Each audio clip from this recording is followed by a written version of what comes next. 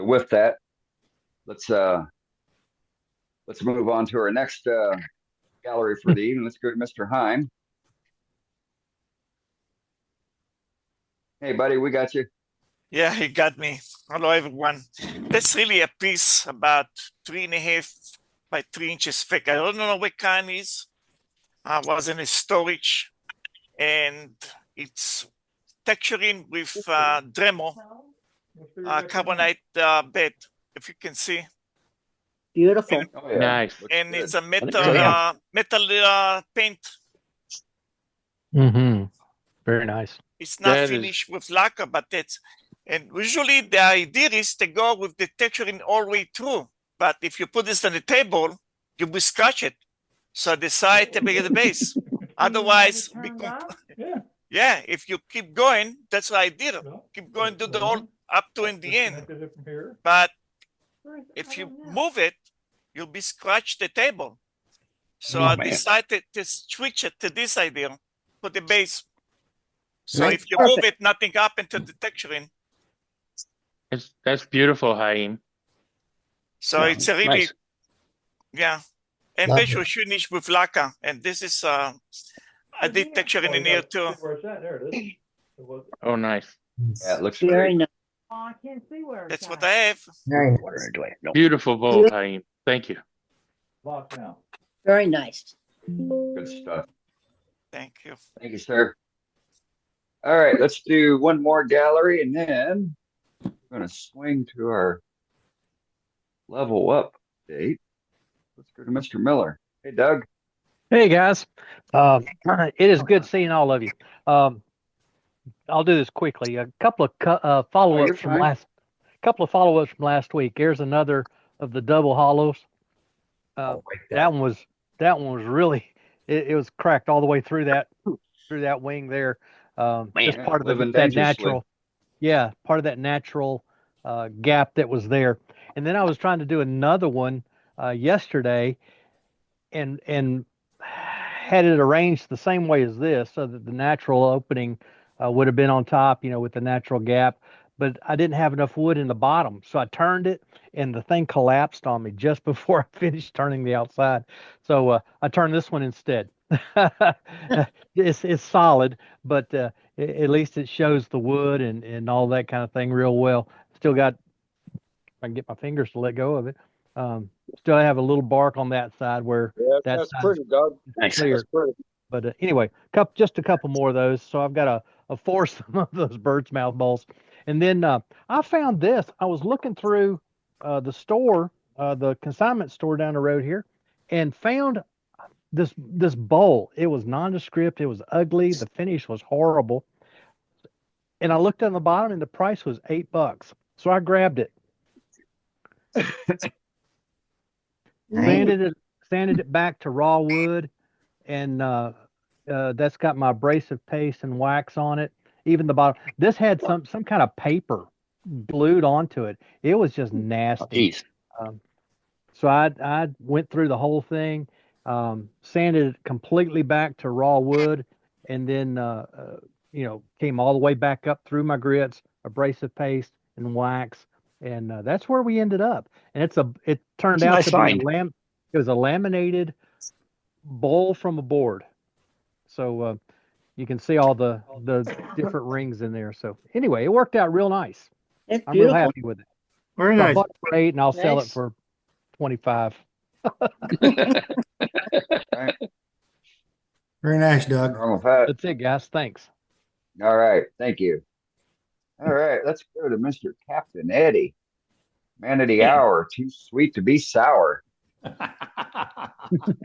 Oh, guys, gals, wood turners. Hey, man, look, today, I don't know how you'll miss this newsletter that comes out, but today my phone kept ringing. I sent the newsletter out. I put it on the 4 or 5 Facebook pages that I manage and help with, and I kept getting calls back.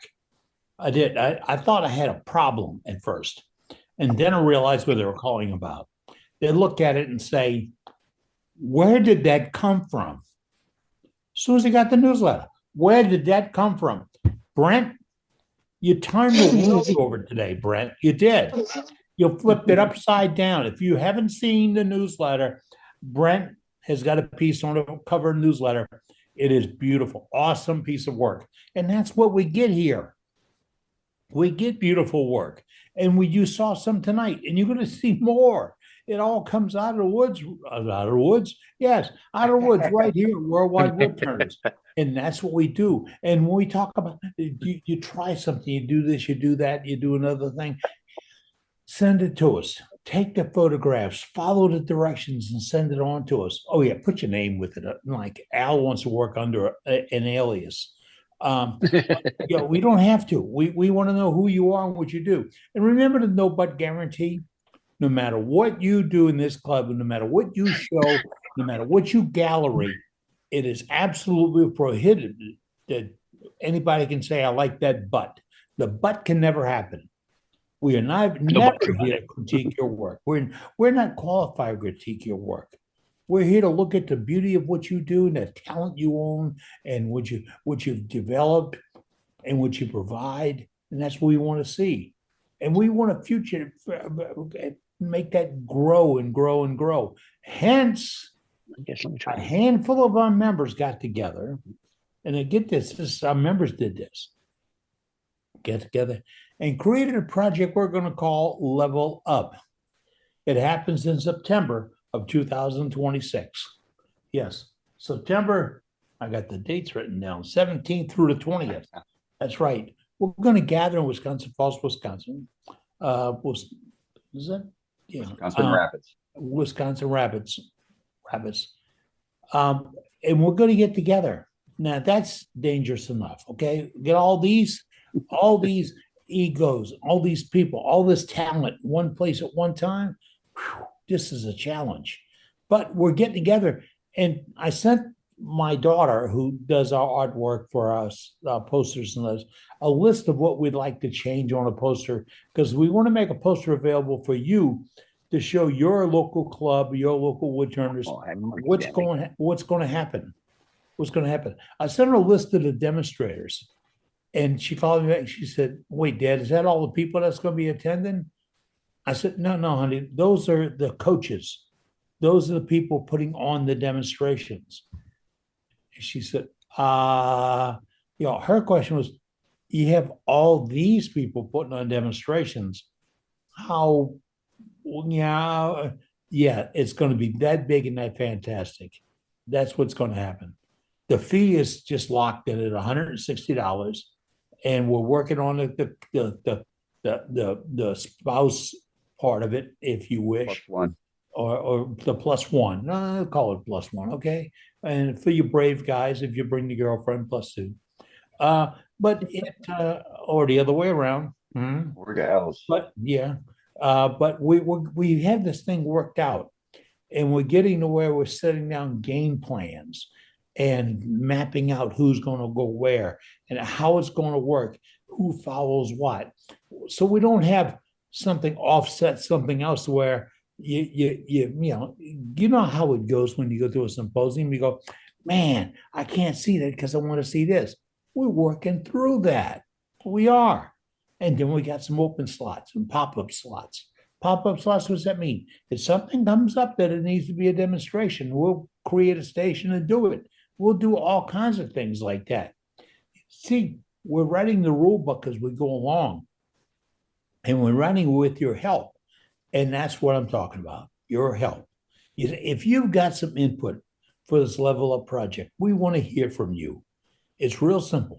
Questions, ideas, criticisms, whatever you have dealing with the Level Up, send it to our email address at levelup@worldwidewoodturners.org. Level Up, nothing special, at worldwidewoodturners.org. It'll be in a chat when you need it. And then all this information is going to be put in the world's greatest website. That's right. Our website, worldwidewoodturners.org. That's where you'll be able to go for updates, information and such. Oh, I forgot to tell you. If you are worried about a hotel and camping reservations and stuff like that, we got it worked out. Yes, we'll be giving you the name of the hotel. Yes, where you can stay. You can actually make reservations right now. and make all those plans and such. And that's, you see, and it's all being put on by the membership. The group getting together and assembling this, and you won't believe how much effort goes into this. You really won't. It's not going half lick. It isn't. We're in it whole hog, really. And it's so good. I get so worked up at these meetings because I'm seeing people stacking one on top of the other, saying, I can get this, I can get this, I can get this, I can get this. Let's call this, let's contact that. And still folks jump in saying, wait, I want to be in, I want to be in, I want to be in. There's room. Come on, you want to be part of it? You got something to contribute? Let us know. This is a very flexible, growing operation right now. And it's key that we hear from you and you become part of it. So that's where we're at right now. It's called Level Up. All the details will be on our website, worldwidewoodturners.org. All the other information you need is going to be in our newsletter. Get this. We started a newsletter about a year ago. Yeah, for those might have been catching up. Every other week we do a newsletter. Not a lot of people do that. But then we do a world-class newsletter. Not a lot of people do that. But then we put everything dealing with the wood turn we can find. Almost nobody does that. And there's absolutely no advertisement included in any of it. Get that. Okay? Just a little while we were talking about super glue and quick glue and all this stuff. And we gave you some options because I can't tell you which is the best out there. I can tell you one I like, and he can tell you who he likes. You can tell who he likes, but you're not going to hear these solid endorsements at Worldwide Woodturners. We're going to tell you our opinions and let you make your decisions on your own. And that's what's going to happen at Level Up. You're going to come into an open forum to where things can work and nurture and grow. And speaking of growing, we're going to have one of our demonstrators now kind of explain to us a little bit about what's going to happen there, aren't we, Dane? Yeah, I've got somebody lined up for that. Put him in a hook. Put him on a hook. Let's go ahead and find this character. Able to wrangle him in to come and do something for us from all the way over in England, if you can imagine. Oh boy, this is We talked about it. character. We had Paul on from England last week, and this week we're going to have Martin on. He's going to character, and he's going to give a macro view of something or another, or not. But Martin's going to be one of our coaches that's going to be at Level Up and allowing us to learn from him. So go ahead, Martin. Martin got roped into this at the beginning of the meeting. I knew there was something that he wanted. Martin was unprepared for this. It's always better when it comes off the hip. Yeah, straight off the hip. I am really excited to get involved in this. As you know, I have been here with many of you from the start. So I'm really excited to get involved. I am really worried. Because I'm coming over there in amongst all these people that I have known for so long.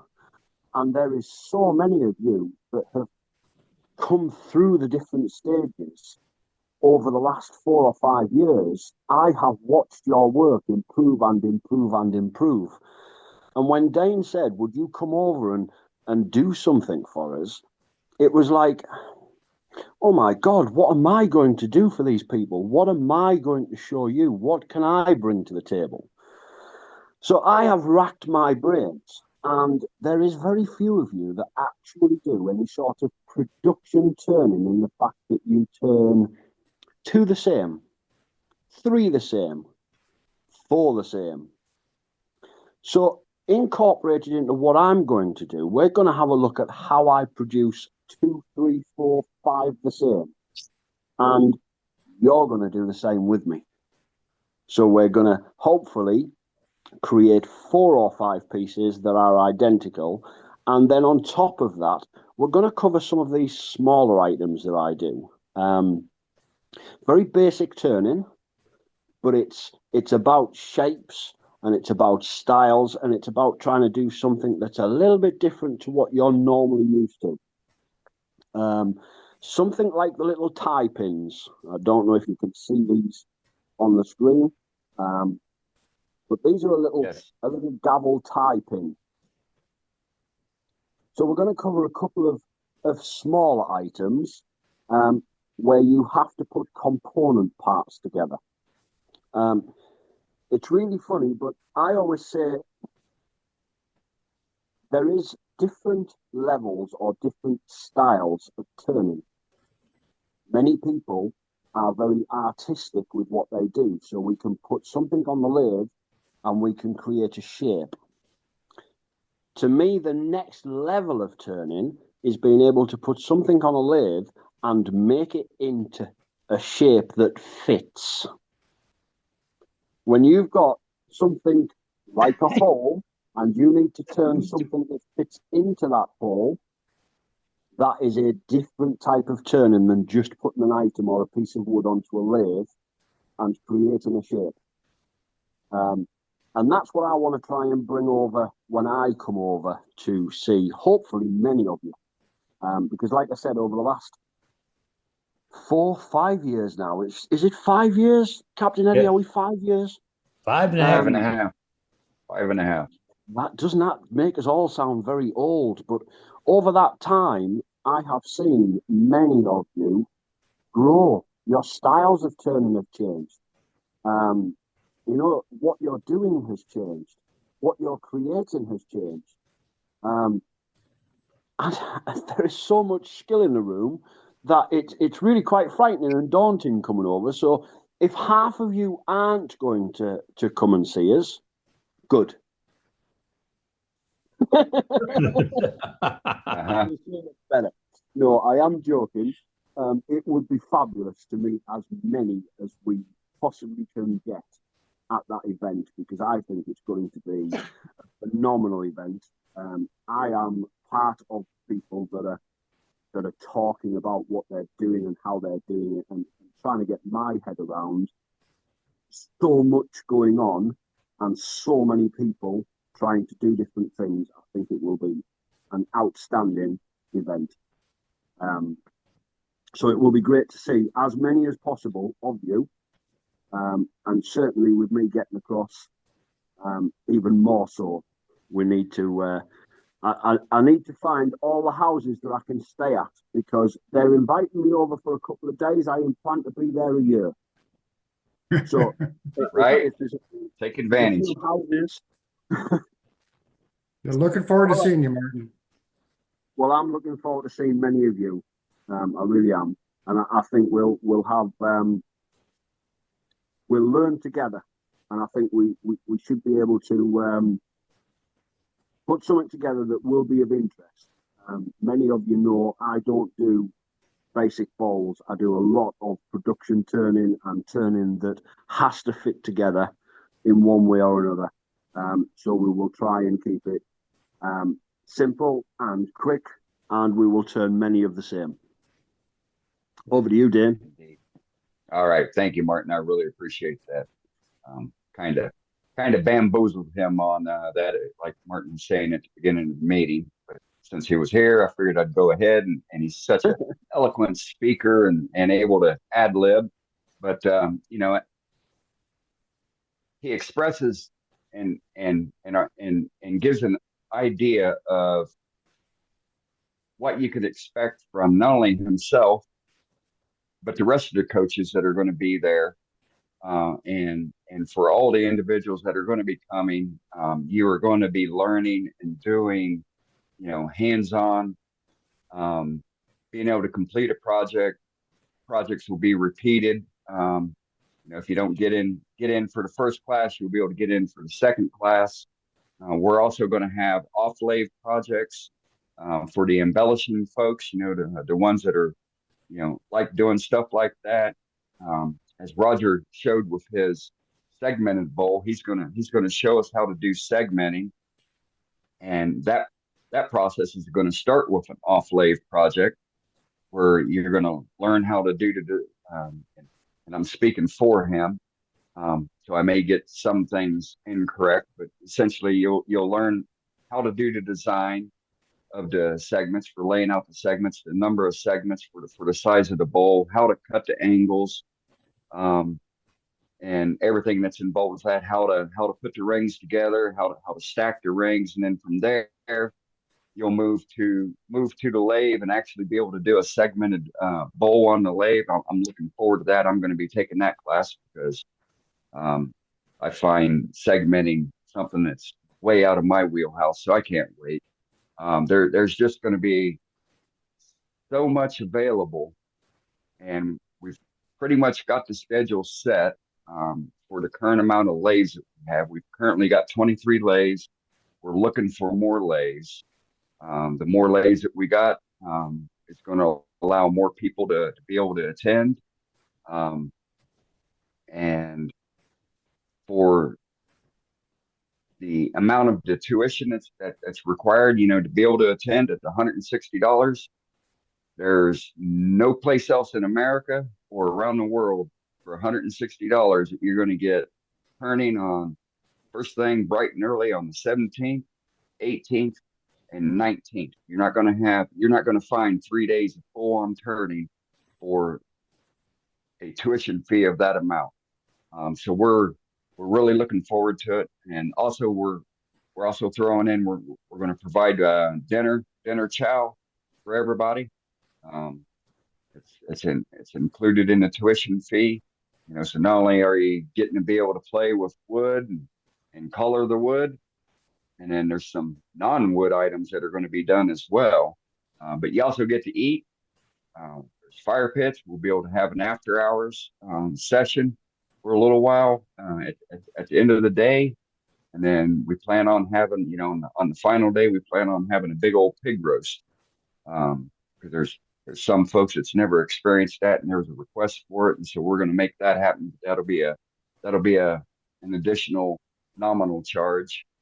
But it definitely won't be expensive, and it's going to be an epic event that we're going to be putting on. And so with that, Eddie alluded to the hotels that we have blocked out already. So I am going to defer that conversation over to Scott Teague, so he can articulate that better than myself. So with that, Scott, we got you now. So yesterday I blocked off 50 rooms that are now available for rental at the Hotel Mead and Resort Conference Center. And I will get it to Dave Rhodes, and he'll post the phone number on the website with the poster. It's actually a pretty easy phone number. I'll throw it in chat here in a few minutes, and then we'll go from there. So there's a hotel room set up. There's several campgrounds in the area that are fairly close. If somebody wants to camp at a campground, there'll be dry camping available at the facility itself. There's a lot of Airbnbs in the area that people can look into. However, that's done through whatever website you do that on. I know there's quite a few homes here that they do rent out. We have a big golfing community here, and those get rented throughout the year, through the golfing year. By the time we have our event, most of the golfers are pretty much done traveling here from other parts of the country or world, actually. So there'll be those facilities available if people want to search them out on their own. Hey, Scott, now the place that you're talking about, how far is it away from the event? 10 minutes. I guess there could be Uber also. Yes, I believe we have Uber here. We have a taxi service here. We have two taxi services here locally.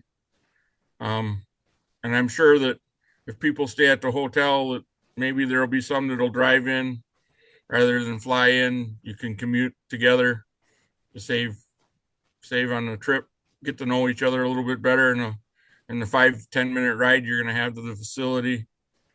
It's approximately probably 2 miles, 2 to 2.5 miles from the facility. And this is the best hotel in town. I will also put the list up of 2 other hotels that are fairly new and well liked by travelers that come through our area. So that'll all be coming on the. Stay tuned. It'll be in the newsletter. It'll be on the website. It'll be in several places in the upcoming months. Along with things to do for the spouses if they don't want to partake in the event either. God, just out of curiosity, what's the average temperature in September around there? It can be as warm as 80 and can be as cool as 50 for highs. I mean, our lows are typically in the 40s. Okay. That's about the lowest. I mean, about time I tell you that, we'll have a night that it'll freeze, Yeah, of course. But yeah, it's our fall. It's our fall weather. It's not super cold. I mean, 50s would be cold for that time of the year. Okay. Average is, like 60 to 70. That's kind of the average temperature. The last few years, it's been a little warmer than that, but that's about the average. Scott, you should include like outer limits too, because it's been as cold as 37 or 35 at that time of year. Yep. So be advised. It varies. I mean, it's fall. You're going to have those nights that could be cool. In other words, bring a coat. Bring layers. Yeah, bring layers. Bring some layers. Yep. You're going to want some layers because it's going to be cool in the morning and you're going to be too warm in the afternoon, and we won't be outside. We'll be under a roof. So with doors that we can close. And if we have to, we'll find some heaters to put in there if it's that cool that we need a little bit of heat. Right. It's going to be Not hard to mention the fact big building, but we're all going to be together and there's going to be so much hot air going on. We'll have a natural warming element. Yeah, we should also add that those temperatures are in Fahrenheit. Yes. Yeah. So it'll definitely be cold for myself because I will be bringing Nomax and an N3B parka. I'm bringing shorts and t-shirts and that's it. Yeah, you may want a sweatshirt in the morning, Matt, but the rest of the day you can run around in shorts and a t-shirt. Yeah, right. I was running. It was 45 degrees here today, and I was running around in a t-shirt and no problem outside. I spent a lot of time outside this afternoon. We won't ask what Doug Rose gonna wear. What sort of pricing is there per night on the hotel? Just out of general idea. Somewhere between 130 and 180. Okay, and that's per night. Depending Okay, on thank what you. hotels you stay at, obviously. Well, I mean, the one where you've blocked out the rooms. That's the one I was asking. I'm still negotiating that price, so okay. I'm gonna finish that up. I'll have that for the next meeting. I wasn't happy with the price they quoted me, so I'm in negotiations. So don't book your rooms in the next couple days. Give me a couple days. Yeah, so we're looking at it. We're looking at it because we got economies of scale and having a segregated group there to get a better rate than what they have online posted. So, we're trying to work the magic on that end, to make it more advantageous for ourselves. But regardless, it's one of the premier. It's the premier hotel in that area. So it does have a premium for it, but at the same time, it's still cheaper than the Fairfields and the Marriotts that I stay in when I travel across country. And I just went to Dallas this weekend, and I stayed at I forget which one. I think it was the Marriott Courtyard in El Paso on Sunday night, and paid $230 for one night on a non-weekend day. So definitely cheaper than your typical rates found around the rest of the country. So right. And it does have a restaurant in it, a small lounge bar type situation. There's also a microbrewery and a few other antique shops and stuff, all within blocks of the hotel. So if your spouses want to stay at the hotel and don't want to go anywhere, there's shopping within walking distance, you know, antique stores and things like that that may interest some people. And hey, Scott, talk to them real quick about RV sites or campsites that are in the area. Yep. You don't have pricing on that, obviously, but right. But we have a county campground system that's about a mile from the event facility. As the roads go, as the crow flies, you could walk there, but you know how roads are. That's real close, and that'll be open through November. And I'm not sure. I haven't stayed in that facility for a while. I think they do have water and electricity. I'm not sure if they have sewer facilities. I think they have a dump station, but don't quote me on that. They're also redoing another park.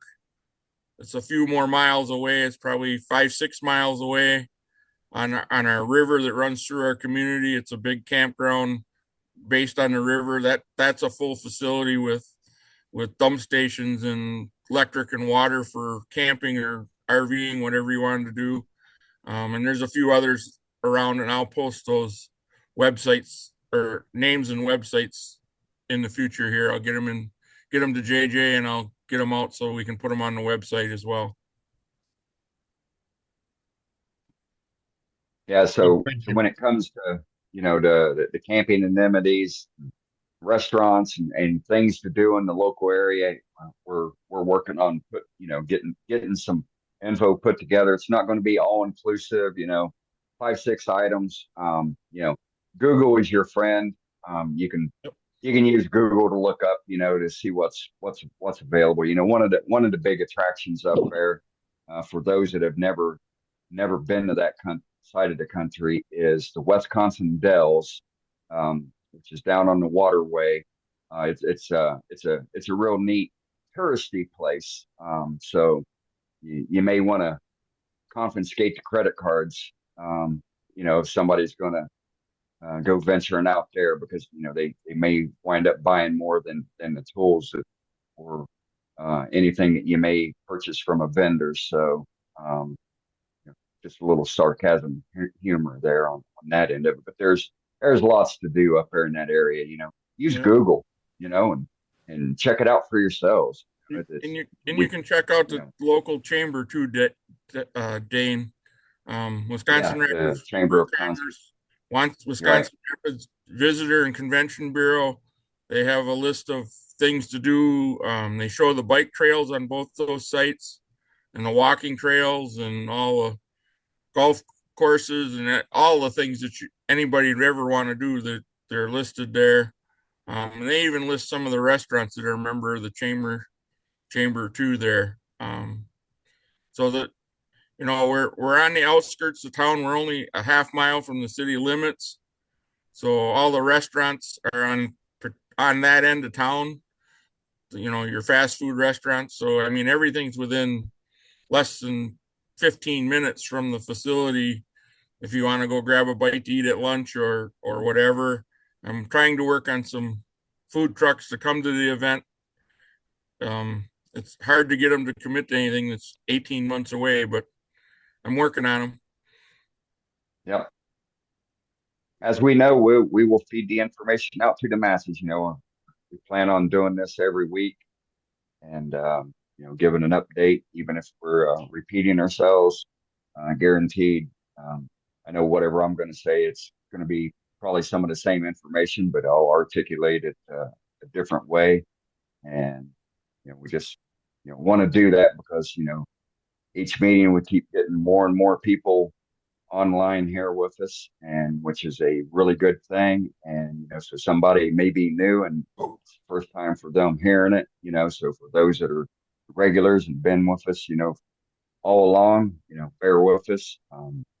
You know, it's our event. It's because of Worldwide Woodturners that we're doing this. You know, it's been something that's been in the works for 2.5 years now between Scott and I, and you know, we're just trying to make something and do something beneficial for the group here. And we are definitely hoping that we're going to get a really nice turnout. and we're going to have a really, really good time. So with that, I'm going to flip it back to Eddie for a couple comments, and then we'll get started with our demo. All I got to say, folks, if you're heading there, hold on tight, because it's going to be a fantastic program, really. Now, of course, we have to get questions from kind of the outlying areas. And like Martin Clarkson says, if there's dry camping and he wants to do wet camping, we're going to get back to you, Martin, okay? If we can arrange a shower or a thunderstorm or something to help you out a little bit with that. You know, for you Brits that aren't really familiar with this world over here. But we're going to have a good time, folks. We really are. And we're putting all this together. And as we put it together, everything you've heard tonight will be recapped on our website. It will be there. It will be available. And every other week, you find our newsletter. It's one of the world's greatest newsletters on wood turning. And every week, we will have a page dealing with Level Up. It'll give you the insight, who's demonstrating, what their techniques are going to be about, ideas that they've come up with, what you'd expect to learn. But it's also a place where you can provide input to tell us what you want.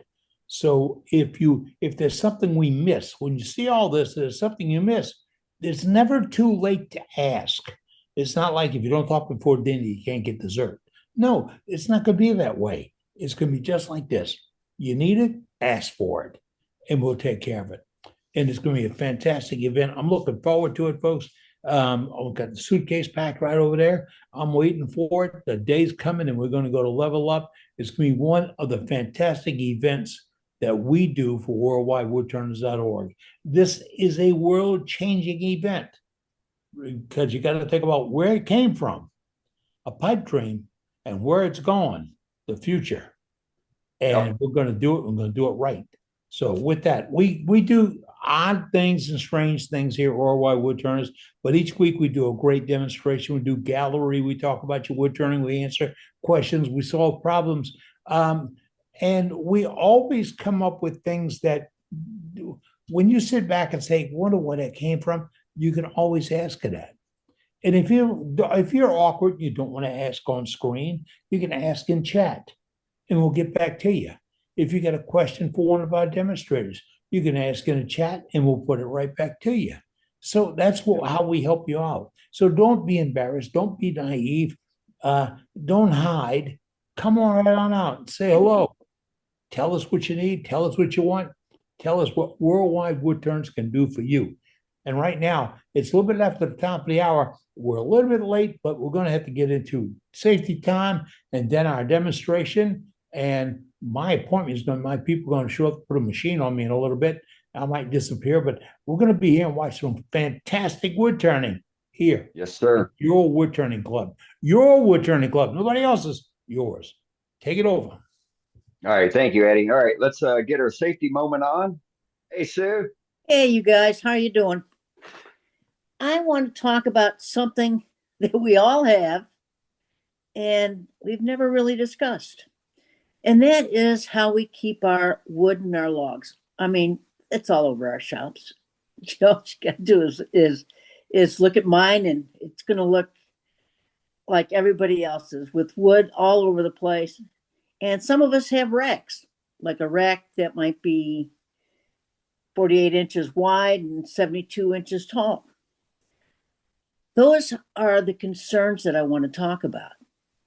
Because a lot of people don't take the time to anchor that to the wall. Yeah, we can put 100 pounds on the bottom rack, and then you go, well, I'll just put 40 on each other rack. Well, that's total more than the 100 pounds you got in the bottom rack. All you need to get something offset, and all of a sudden you're going to have logs coming down at you. So, folks, take a look at your own shops, see what needs to be attached to the wall so it doesn't come down. Be careful out there, and I hope to see you next week. Take care, everyone. All right. Thank you, Sue. All right. Let's go to our featured demonstration. We've got Jeff. Jeff, which one do I need to do first, iPad or Lakeview? iPad. Excuse me, iPad. So you see my pretty face. There we go. And so Jeff is going to be doing our demonstration tonight. It's Jeff's demo. Jeff's going to turn his project the way he turns it. We will keep our questions and comments verbally till the end of the demonstration. If you have a question that you think needs to be answered right away, throw it in the chat. I will be watching the chat for the questions, and I will ask Jeff in the opportune times when he's not turning to answer those questions. And so with that, I am going to mute everybody. Please, folks, do not unmute yourself during the demo. We want to keep everybody muted, and no live mics and having any background noise or any comments being made that shouldn't have been made, that were meant to be private to yourselves. So with that, I'm going to mute y'all now. Jeff, you will need to unmute yourself.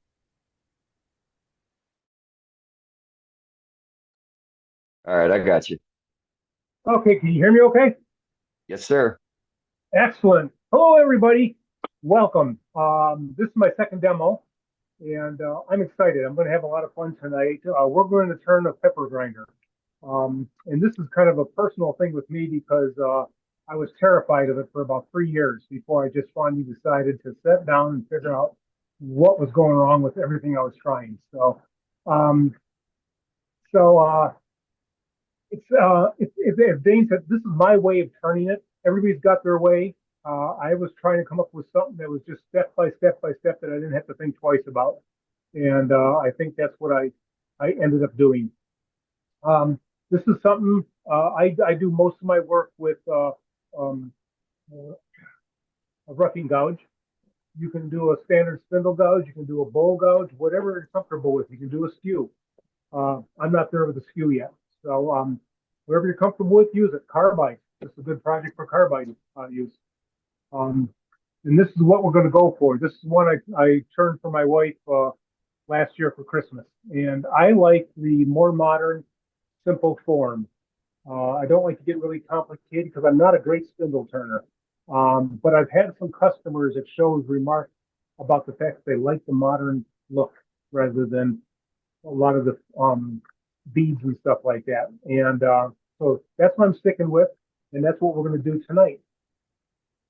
So let's see here. Yep, I got everything ready to go. So right off the bat, I do want to say, always wear a mask. If you're not wearing a mask, don't turn. I always wear a respirator. I have a peak power cap. I can't wear it tonight because you'll never hear me talking. So I'm going back to the old, this is my favorite mask to wear when I'm not wearing a respirator. So I'm wearing that. No rings, no watches. My hair is in a ponytail out inside of my smock. Yeah, got the ponytail tucked in. Yep. Yeah. It's so tight up here, it's shiny. So yes, it is. We must use the same barber. Right. So if we can switch then to my lathe view, I got to move this back down. I had it up so I could easily mute it. And let's see. Get that centered. Looks good right there. Okay. Alrighty. So get my mask on. Okay, you hear me okay? Yes, sir. Okay, great. So I am going to, I generally will turn at 1500 when I'm doing this kind of work, and that's what I've got the lathe set on right now. So the first thing we're going to do is we are going to turn this thing around, and then I'm going to make a tenon and put it on the chuck, and then I'll continue with the turning.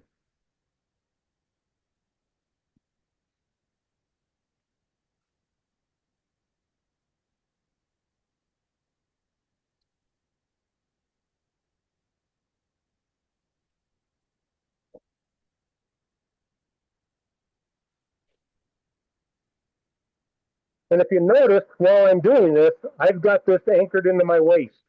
And I'm holding this down with my hand, my left hand. And I've got this at about a 45-degree angle.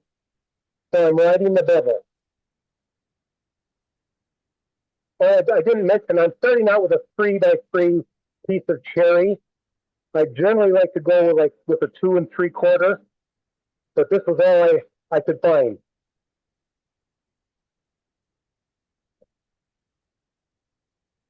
We are almost there.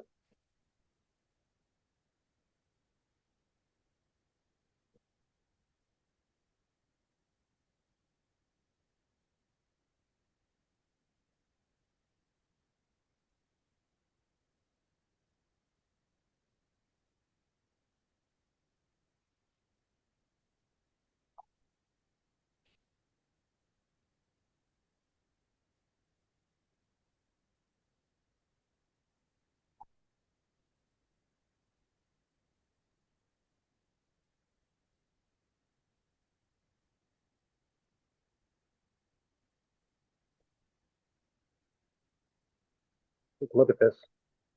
Oh, almost.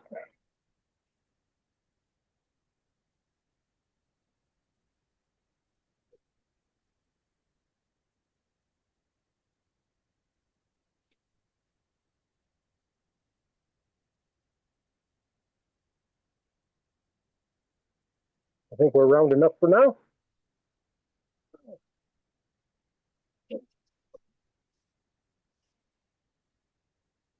And turning is nice and messy. That's half the fun of it. So now I'm going to make a tenon for my tuck.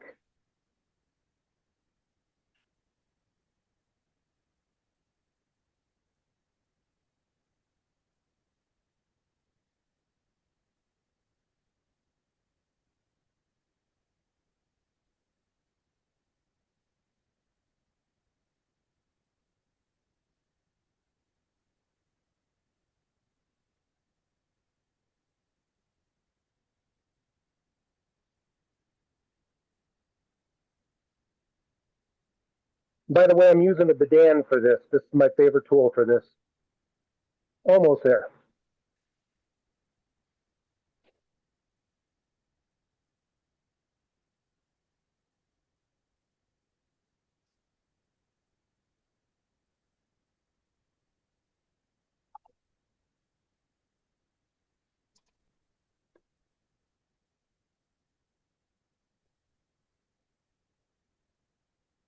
Okay.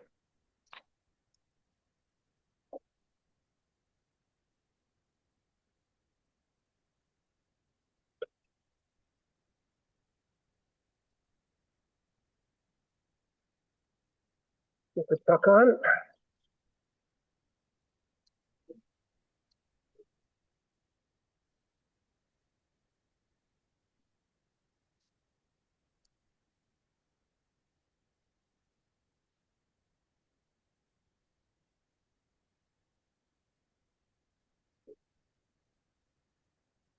Now the pepper mill we're making is going to be 8 inches tall. And for that, I will generally start out with a 10-inch long blank. That just gives me a little extra room to work with. Let's see how this is. Beautiful.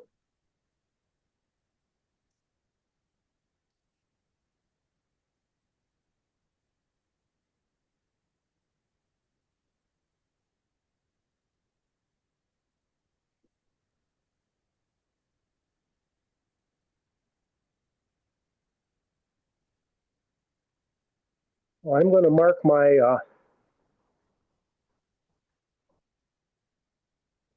8-inch point right there.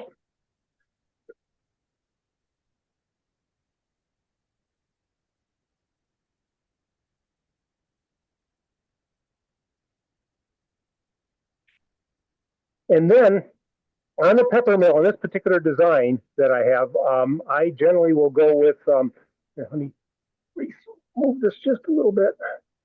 I will generally go with 2 1/4 inches at the bottom, 2 1/4 inches at the top, and 1 3/4 inch in the center at the 4-inch mark. And we'll be getting to that in a minute.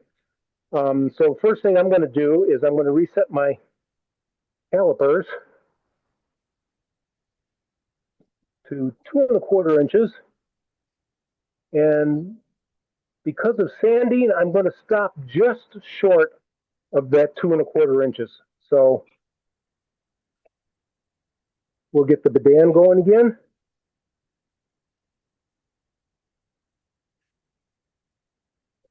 I'm just making sure the bottom is level. And now we're going to go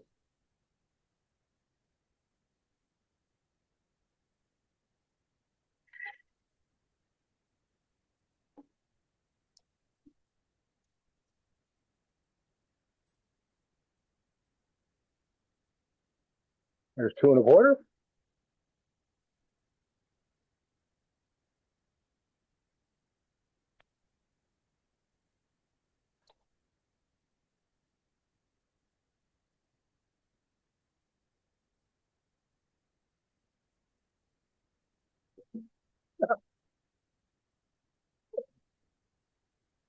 Helps to be a Butterfinger.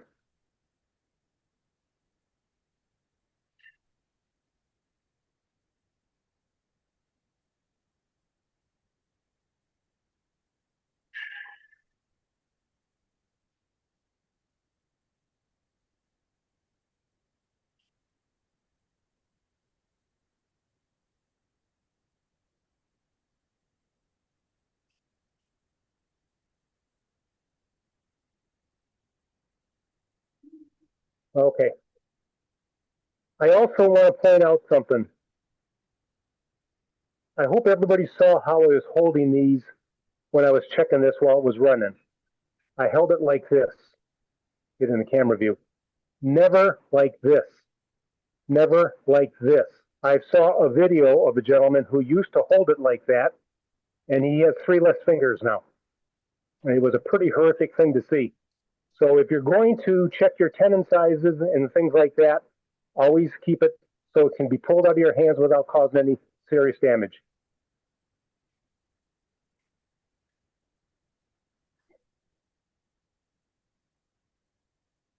Okay then, so what I'm going to do here is I got to change some things around here.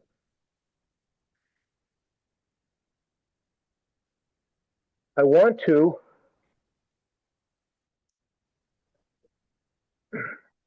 drill my center main hole. I don't know why I did that. That step comes later.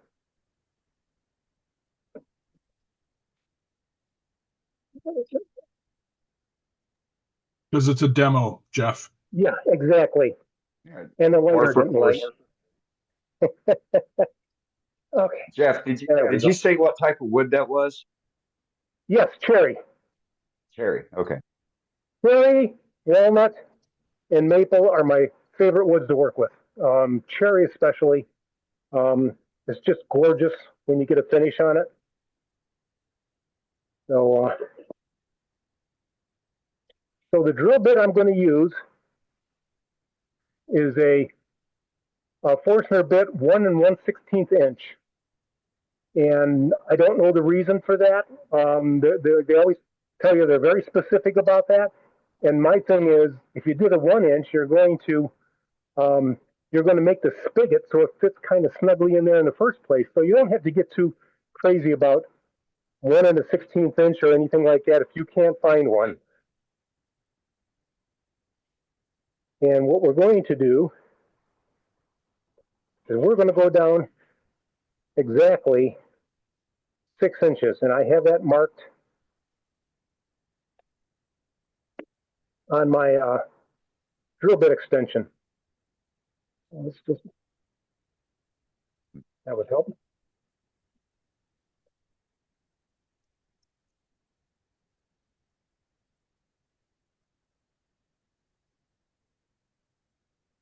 Yep.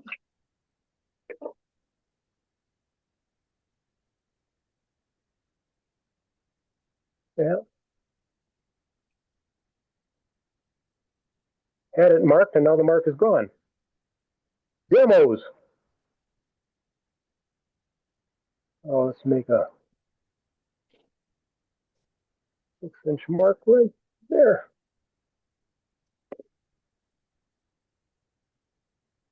And I'm going to drop the speed down to 500. That's generally the speed I always use for drilling and sanding.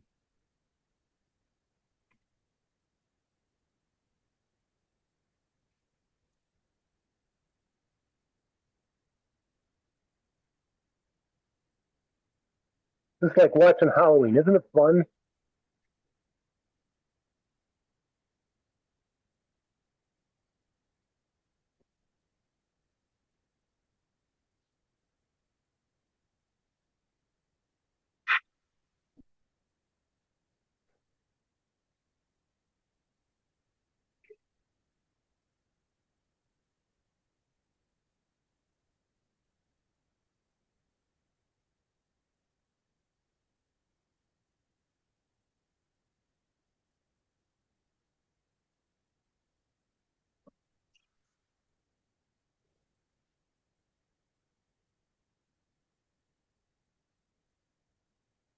Cherry is also a nice wood to work with because it's not so hard that it restricts you from doing what you need to do.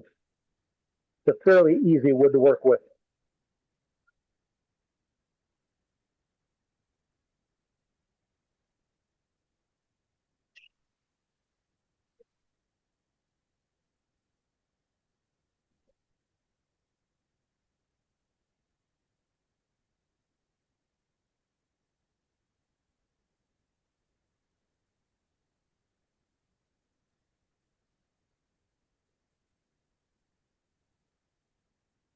We are almost there.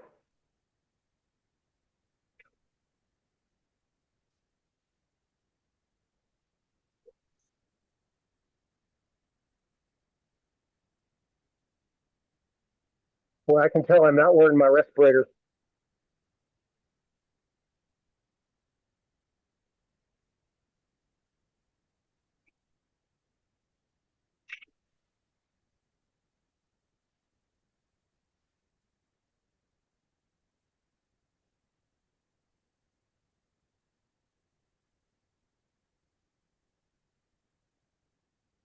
There's a 6-inch mark.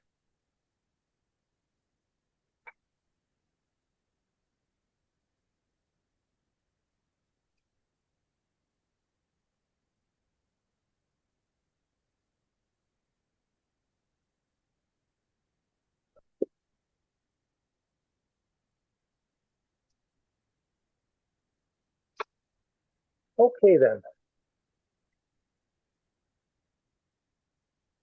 So at this point, I believe what I'm going to do now is I'm going to take this down all the way across to the 2 1/4 mark. So I want to get this on.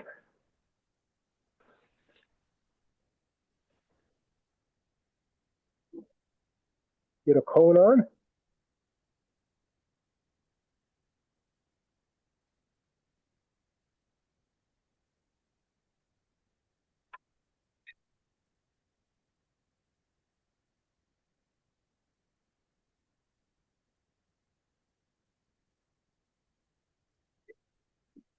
And we're going back up to 1500. And we're taking her down.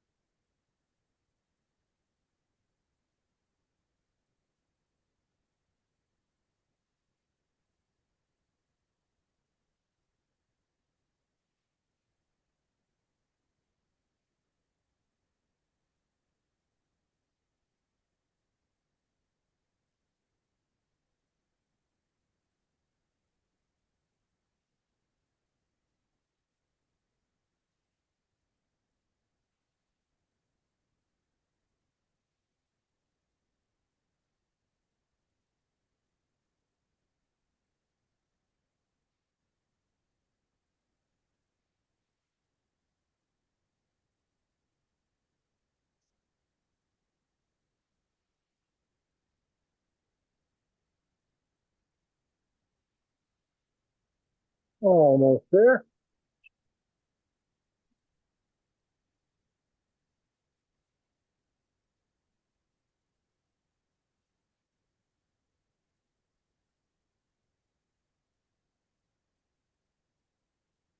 Okay. We are now at 2 1/4 inches. I'm going to grab my scribe. We're going to mark the 6-inch mark.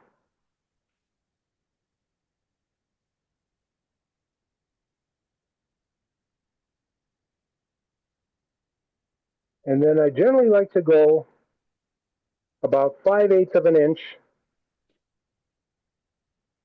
for the spigot.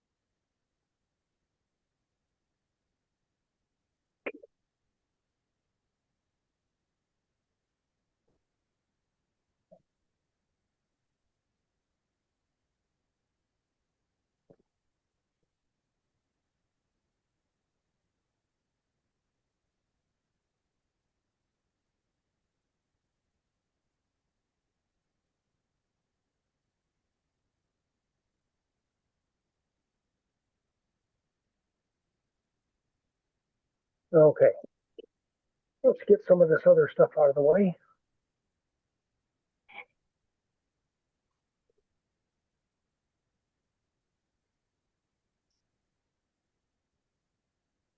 Just the marker.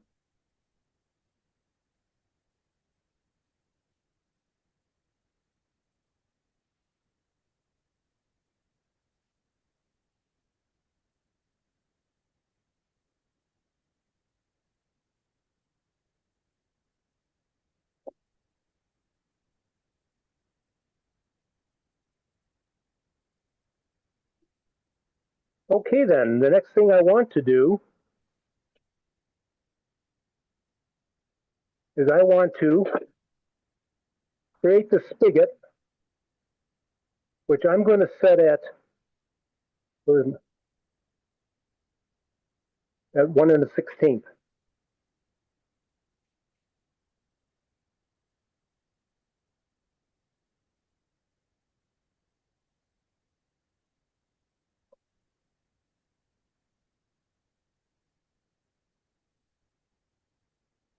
Well, this is roughly about the same size as a hole, and I'm going to go just a little bit larger so I can sneak up on it.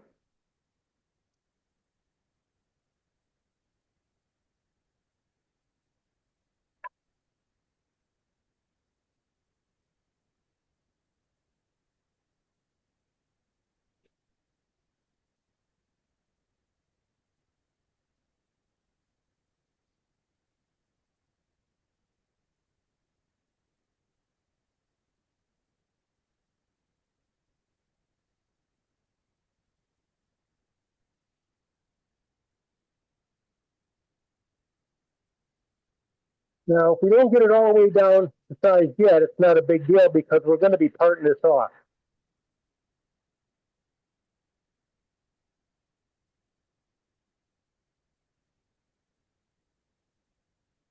I just want to make sure I don't go so deep that it goes flying off on me.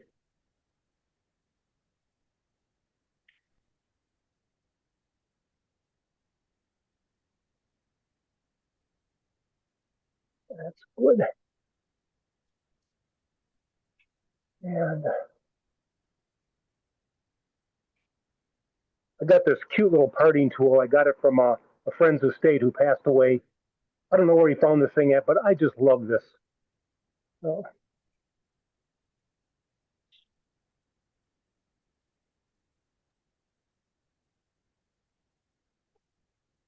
there we go. We are separated. What's the spigot for, Jeff? This is going to go down into the body when you put the two pieces together. Thank you. Here. See? That just keeps the head from moving all over the place when you're using it.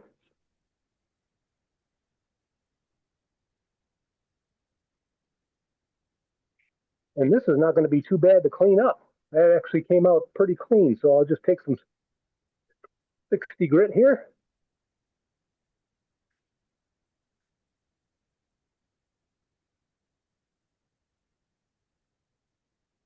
we've got that. And then we're going to clean this up and bring this down to size so that just slides onto it without being too snug and without being too loose.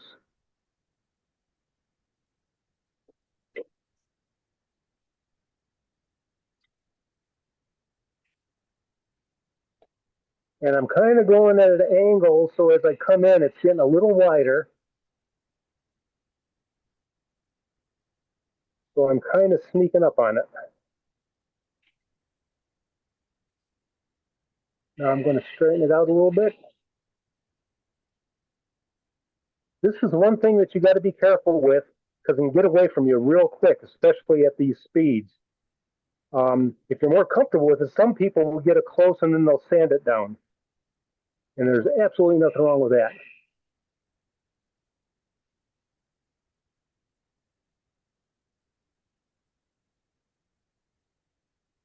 Yeah, see, that's like at a point where I might just take some 60 grit and sand it.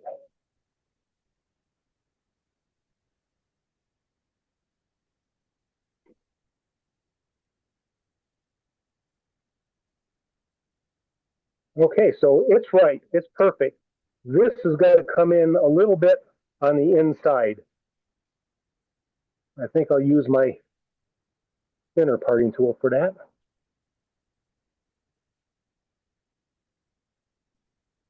Okay, come on.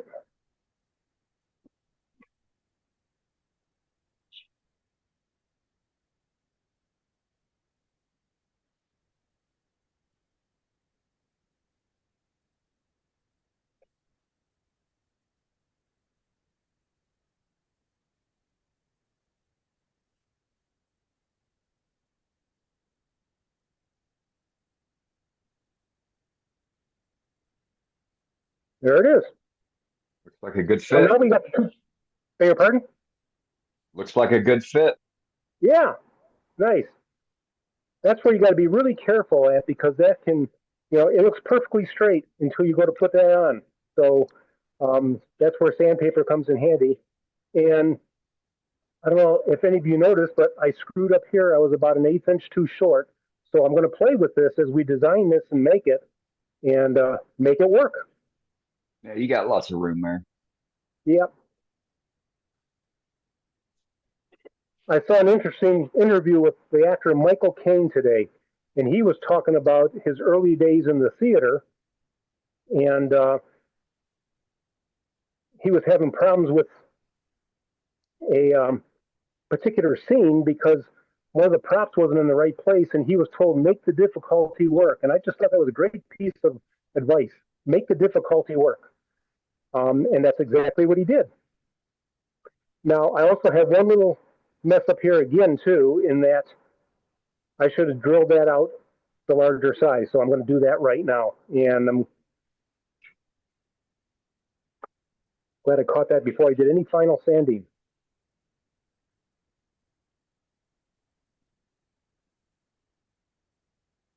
Let's put it right there.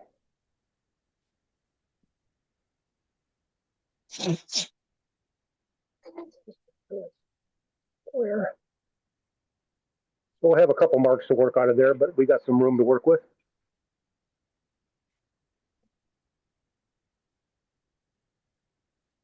This is an older Nova DVR XP, so unfortunately it doesn't have auto eject anywhere.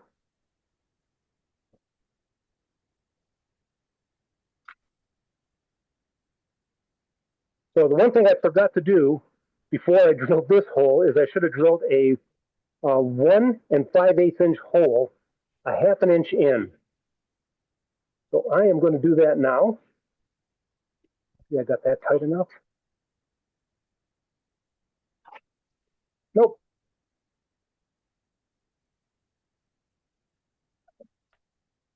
Well, that chewed it up real good.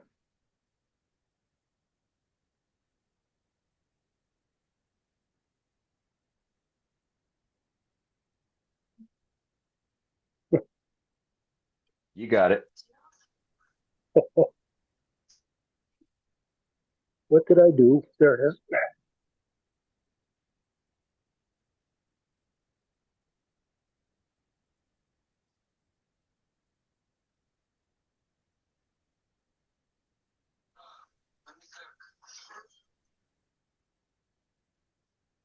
There we go. That should do it for us.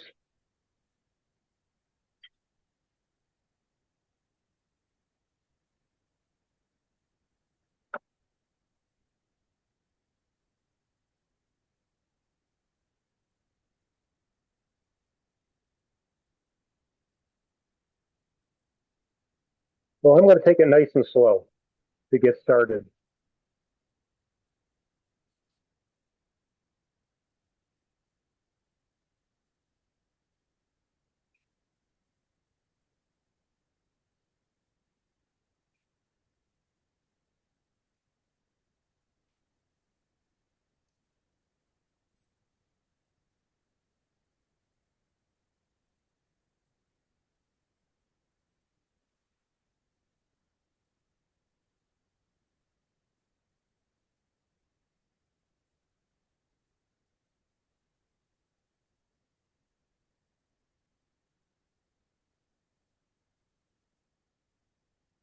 Almost there.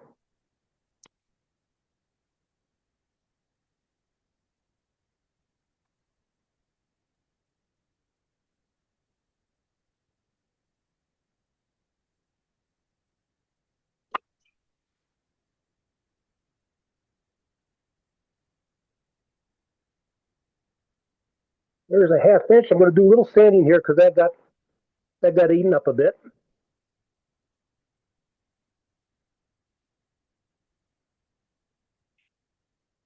I'm just using a 60 grit here.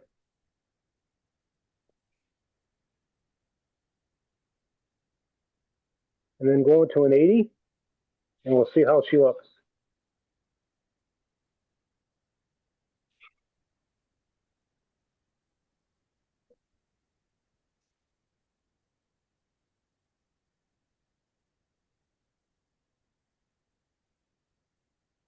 Okay. That looks pretty good. So I'm going to just do the inside a little bit, and then I'm going to run through the grits real fast just to get that smooth so I don't have to come back to it.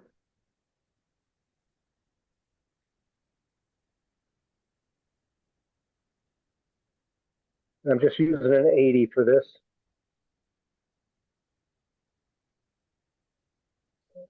$60, 80, 120.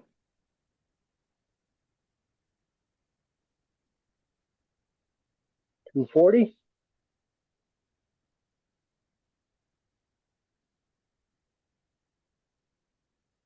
320.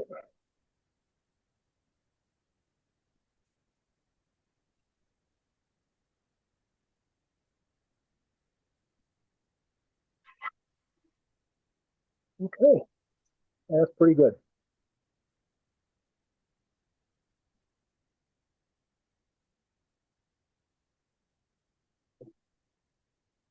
Okay. Back to the original plan.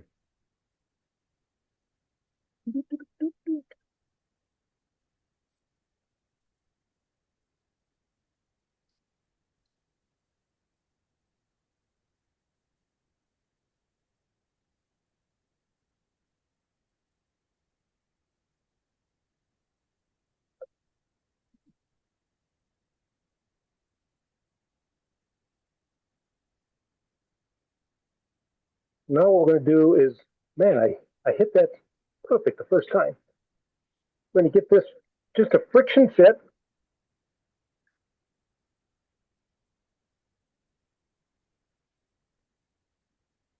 So that we can now get this to our final form. Let's see. That's that. So we're going to mark this at 4 inches, which is the halfway point.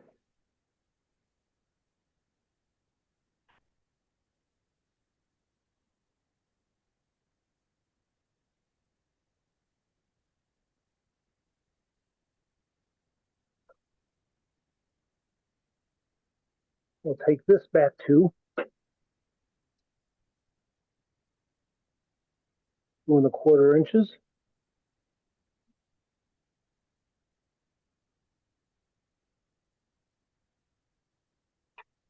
Just to make sure we're where we want to be. Yep. I'll take a little off there.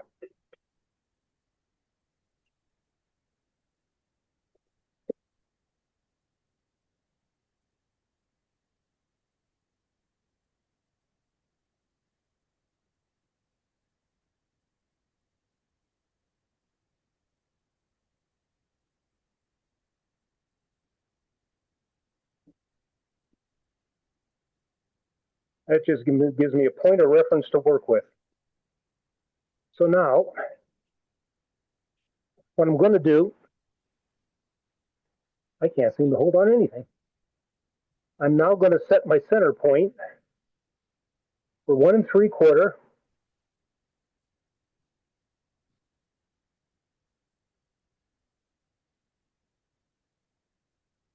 And I'm going to part at the 4-inch mark right here down to 1 3/4 inch.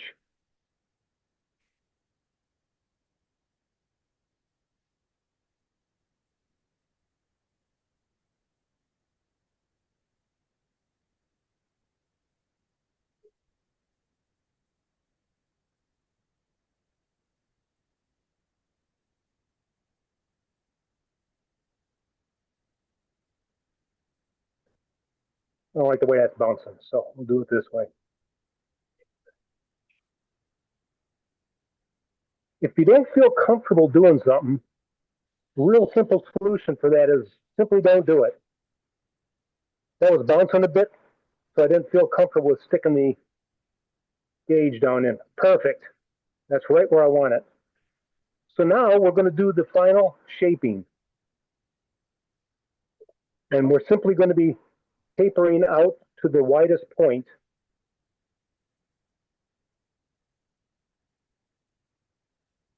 Jeez.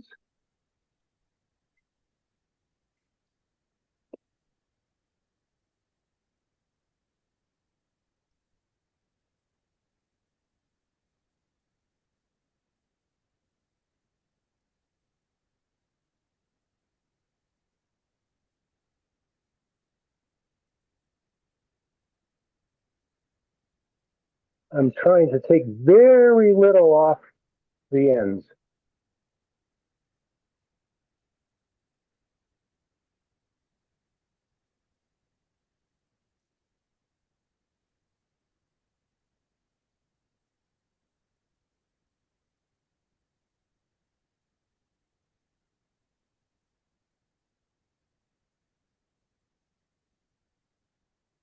And I'm trying to keep, looking at the horizon here, I'm trying to keep that straight. You can do anything you want as far as design. My goal here is to keep it straight.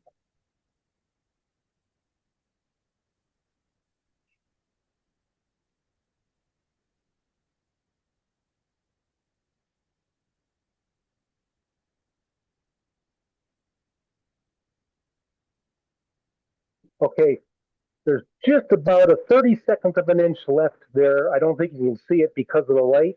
I'm just leaving that there as a marker so I don't go too thin.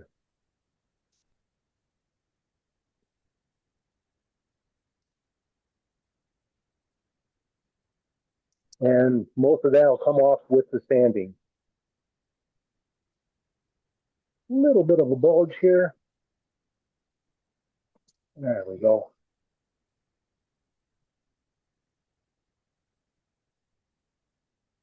Let's go this way.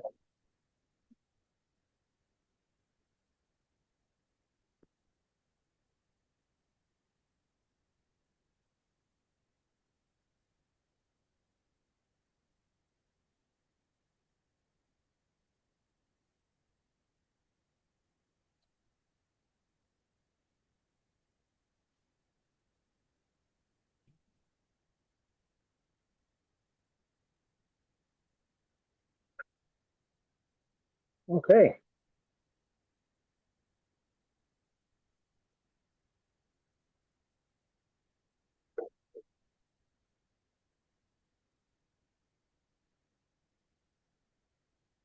So we got our basic shaping done.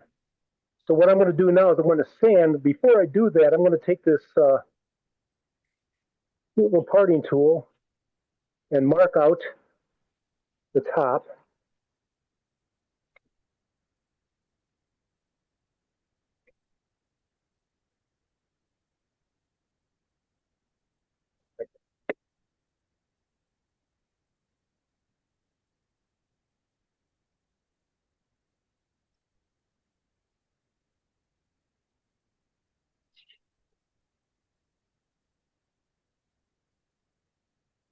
Okay.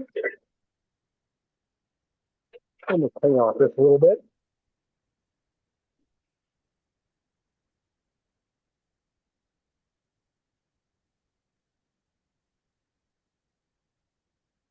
Okay, sanding time. Now, I'm the kind of person, the reason I'm a turner is because I'm impatient. That's why I'm not a furniture maker or a flatboard worker. So I'm a big proponent of color sanding. And I'm going to start out real quickly with a piece of 60 grit, just because I got some tool marks here that I'm not crazy about. So I'm going to drop the speed down to 500 again. And I'm just going to run through the grits along with sanding lengthwise with the lathe stopped. We're at 500 again.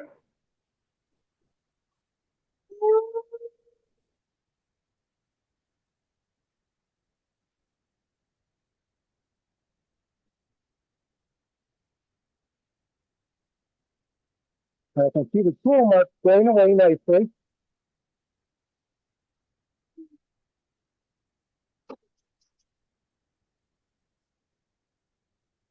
Okay, that looks pretty good. Set that there. Now I'm going to sand by hand, back and forth. This little pad, by the way, I got this from Vince at Vince's Wooden Wonders. He's got them in 2 and 3 inch, and this thing is wonderful. It lets me get things done fairly quickly.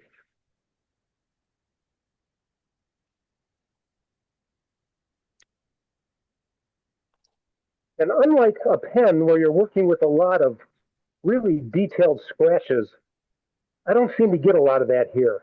So it's fairly quick.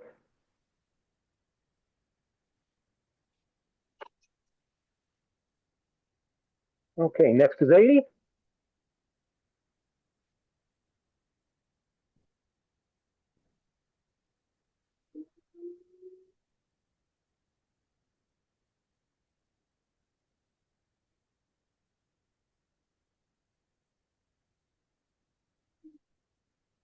The other thing I'm missing here is I generally will have a dust hood right here. But if I had that going, you'd never be able to hear me. Okay, well, there's that. And 80.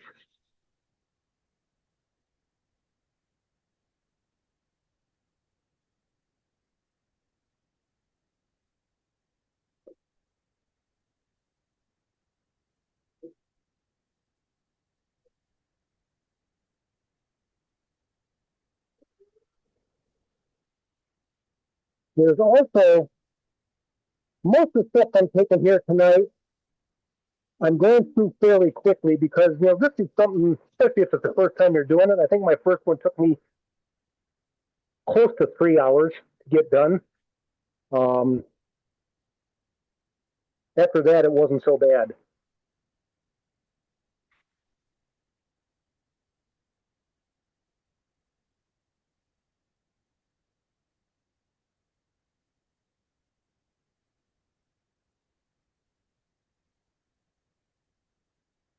And then what I'm going to do here tonight is I'm going to take it up to 320. So I have one more grid after this.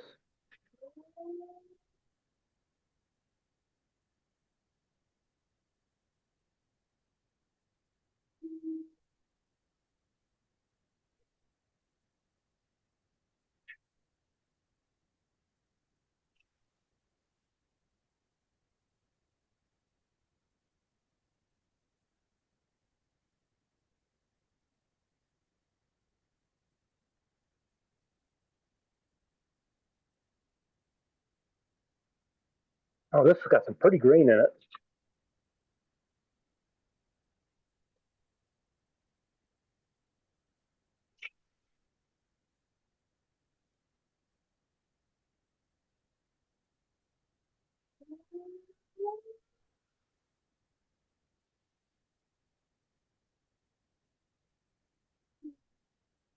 There's that. I'll set that off to the side for now.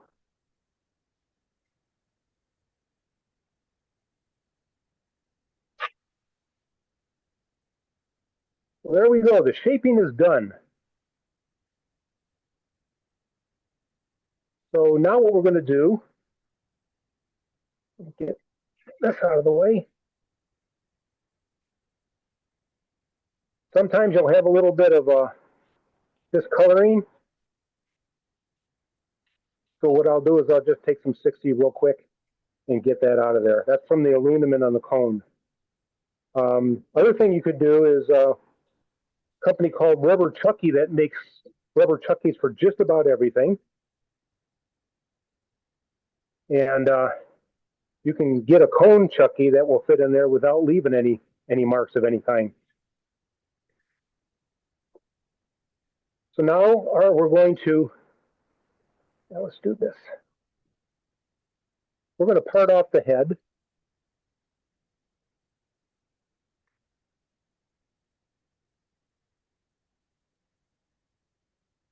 I just want to check something real quick here. Okay.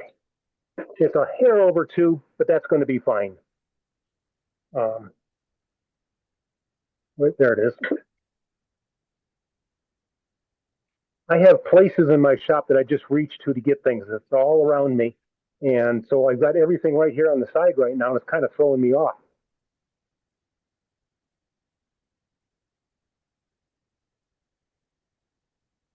And I'm just getting a warning that my battery is going on my headphones. So I may have to switch to a live mic soon.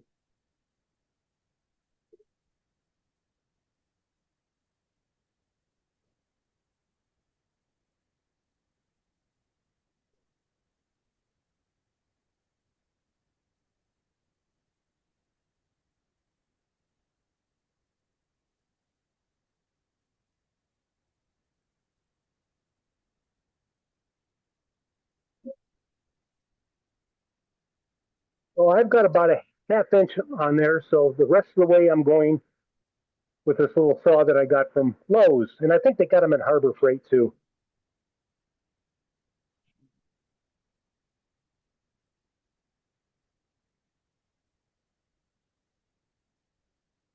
Can you still hear me okay? Because I'm getting beeping in my ear. No, you sound great. Okay.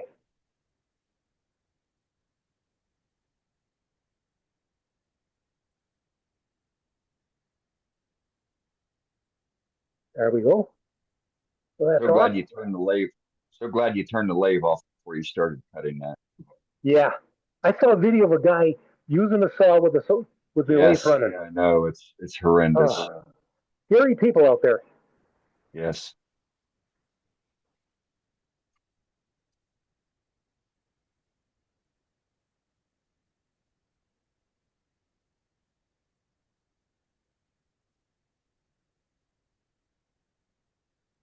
So I'm switching over to a chuck that's got these pin jaws on them. And the bowl glass will hold to the spigot with no problem.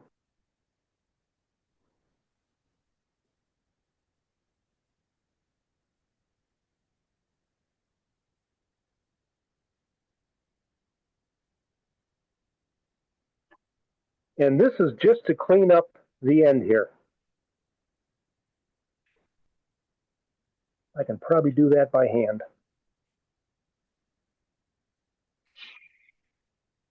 That's too fast. Let's take it down to 750.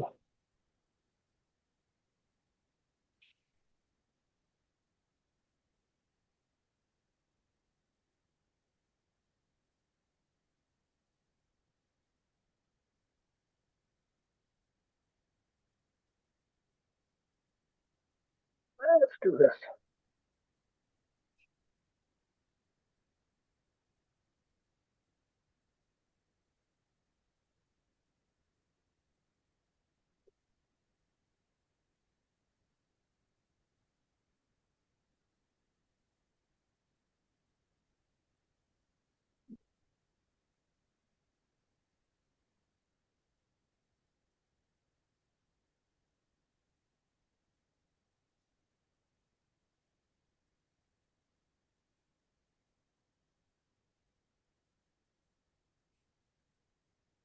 All right.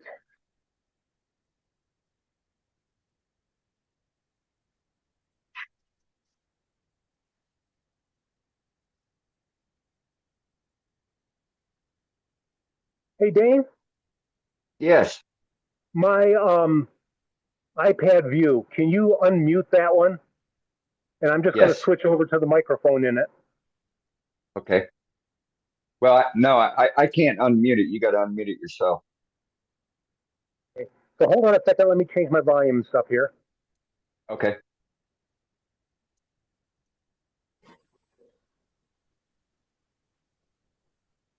And I muted your lab view already. Can you hear me okay?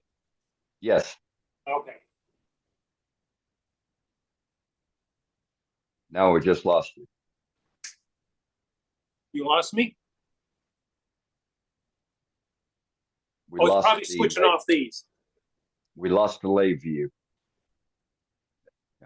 You signed off. You have to restart the Zoom link. Okay. Okay, let's do this real quick then. What it did, it had a warning up there for the headphones running out of power. So,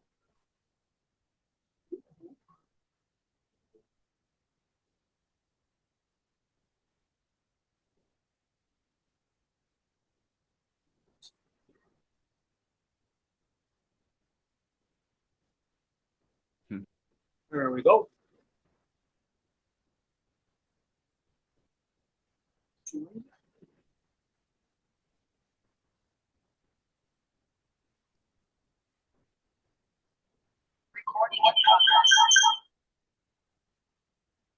Okay, let's bring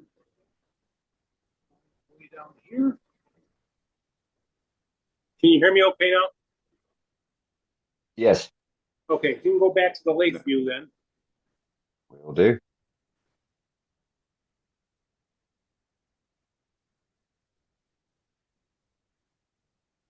Got it. Okay, here we go.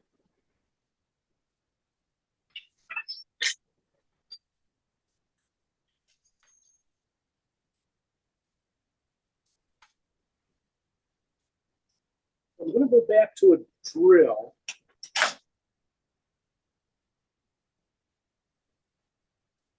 So I got our steps here. So I'm going to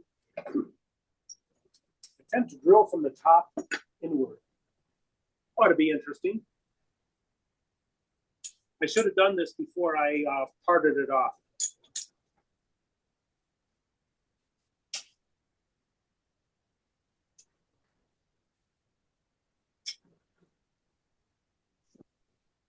It's looking pretty square, so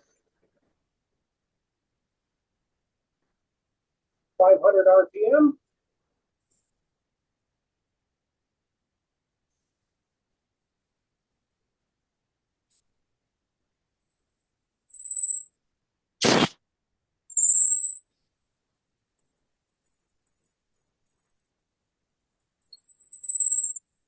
This is how I drill on my 10 blanks. When you're doing production, it's a lot of fun after about the fourth one.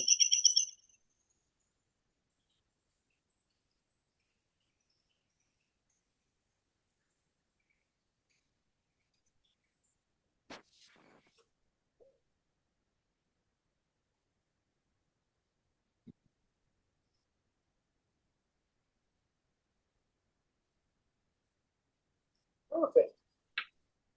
So now we're at the point of assembly.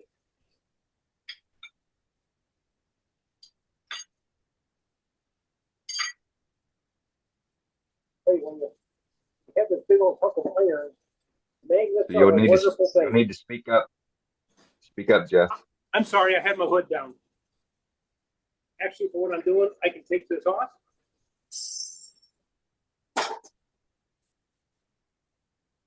What we're going to do now is we're going to do the drilling and mounting of the hardware. Start off with, I'm going to take the one piece, push it down in to mark the holes.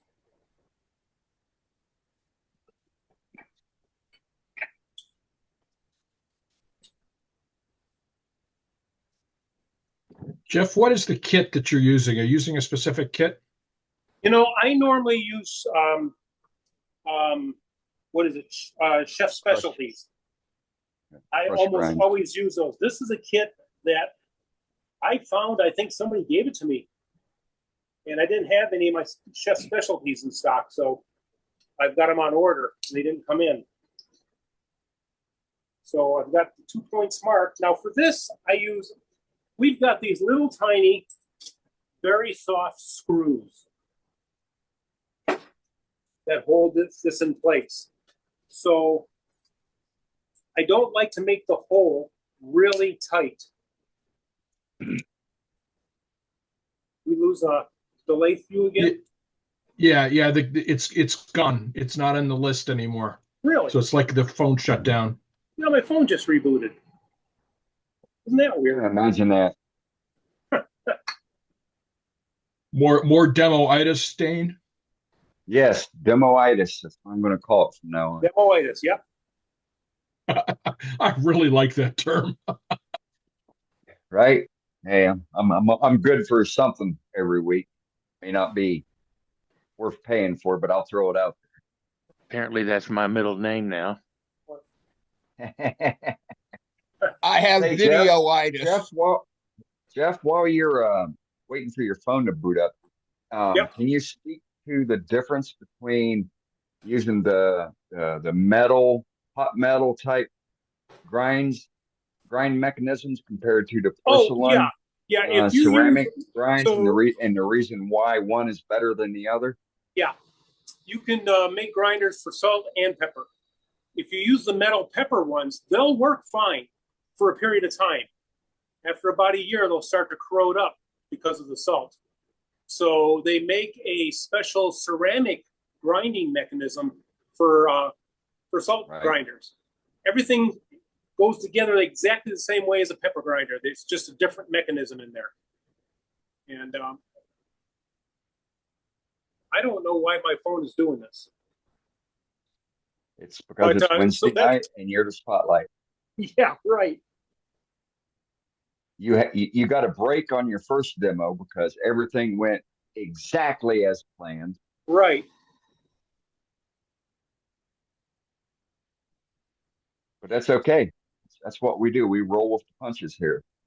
Whether we miss a step, we show how we can recover from missing a step to, rebooting a phone or a tablet to get the streaming back on par. So my phone's gone completely dead.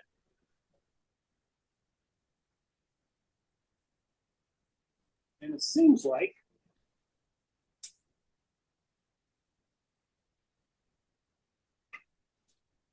It's a good thing the lathe turning is done, eh? yeah.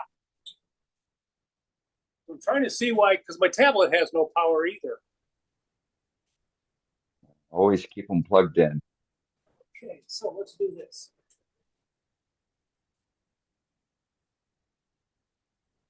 Off.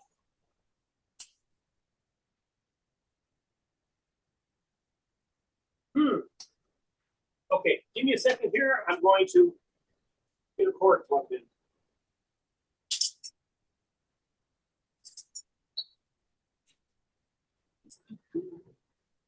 I think my power strip went bad of all things.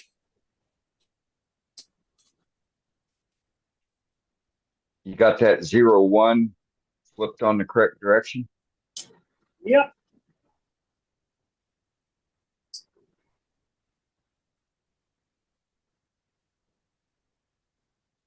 You want to just rotate that view down?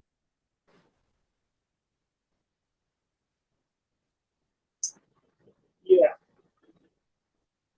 My concern is that my tablet will go dead. Let me play around with this for one more second.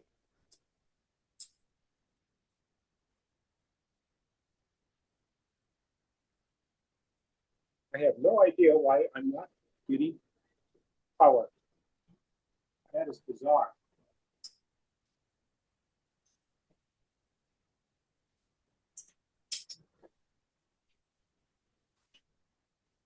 Strip here, Scott. Oh, no problem. Okay, so let me do this. Get this out of the way. Get.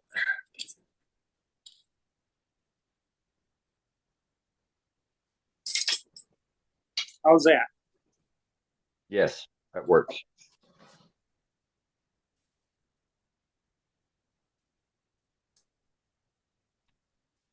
So as I said, I use it because they're so small.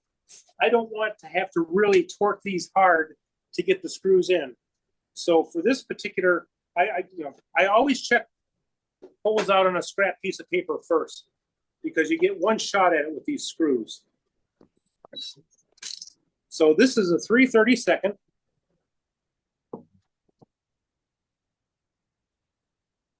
That lined up.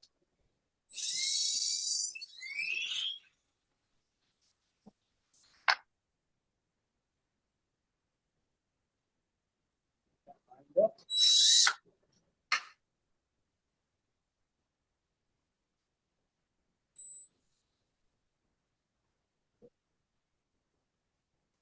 Okay. Indent there, so.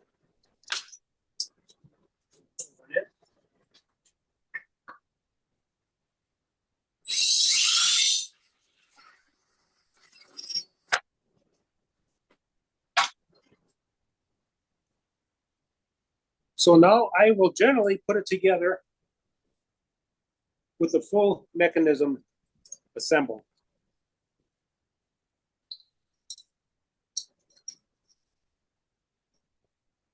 Would This you is finish really- the end? Would you What's put any that? finish on the? Would you I put did any not. finish on? I did not put any finish on it for tonight. Would you normally I would do use that? Axe finish. Okay. That's my favorite go-to finish. No, I mean on the inside. No, I don't. I just leave that bare because you don't. This is something that's going on people's food. Yep. So now I use a number 1 Phillips. You don't want to use a number 2 because these heads are soft too. And you also don't want to use one of these because there's just not enough width there to get some good torque on it, and it's just going to tear up your hand. You should always use the correct size Phillips. And I push down on the screw to keep the Phillips from skipping and tearing up the head.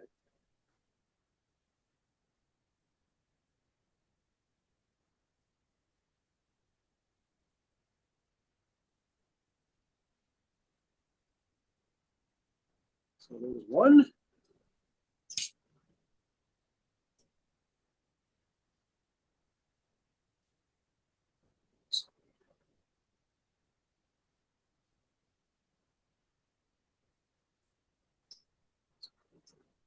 Come on, go straight. Loosen that up a little bit.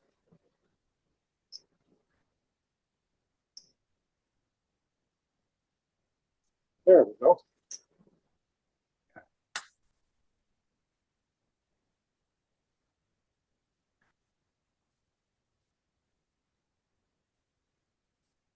And these screws are about, let's say, 1/2 inch long.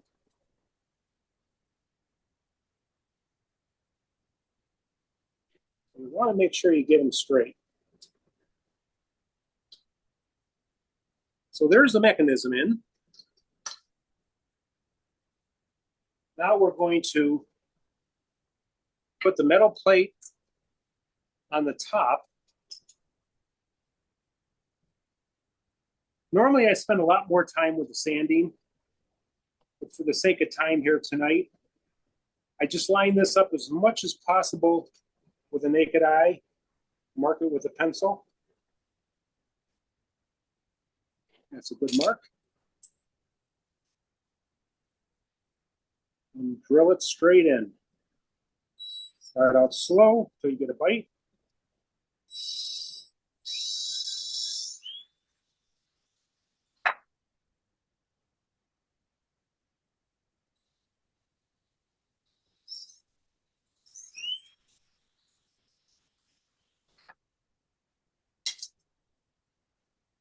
And then it's just rinse and repeat, as they say. Same thing. We're going to put these 2 screws in using a number 1.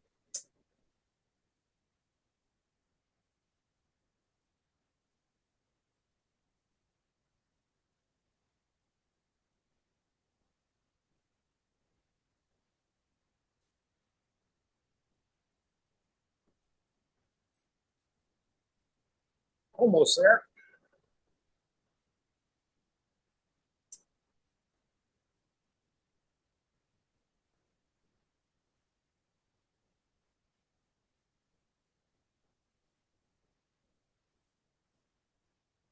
There we go.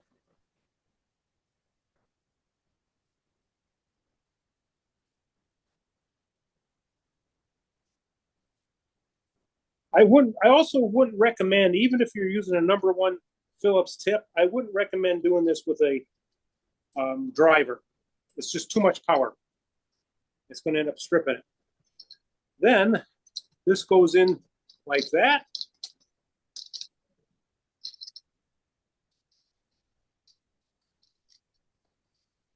Just like that.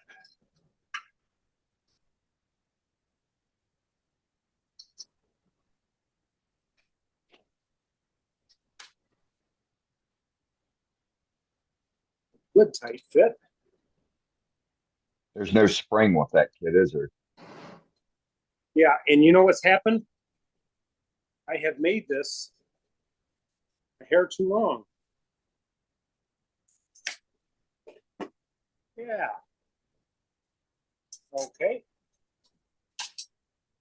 We're going to fix that real quick.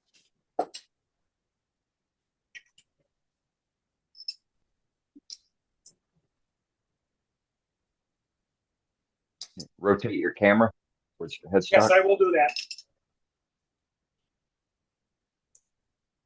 Perfect. So I'm going to take a little bit off the top here.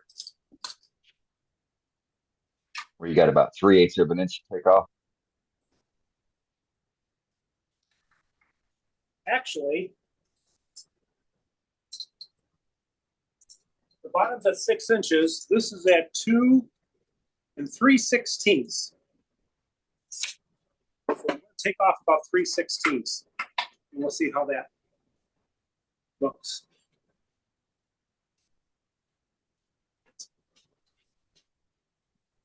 Mask back on. This.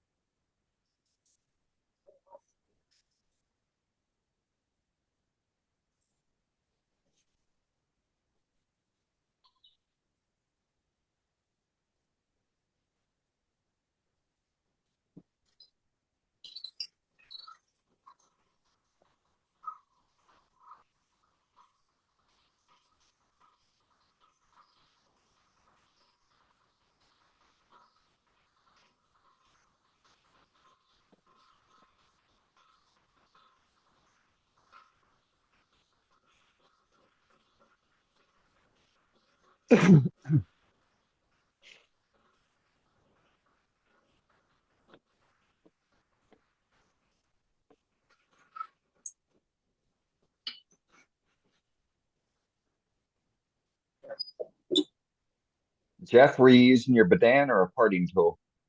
I was just using a regular parting tool. Regular parting tool. Okay. Let's see how that works now.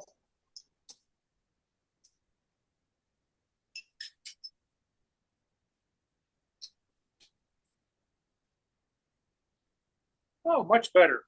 So it protrudes out about 1/8 of an inch, and you got a little bit of play with, but I usually like it about 1/8 of an inch out of the top. So what happened is I had 3/16 of an inch on top, and then the top domed just a little bit, and I didn't see that.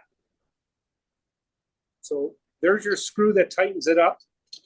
And I don't know if you can see it here or not, but I'm going to bring it in and tighten it up some more.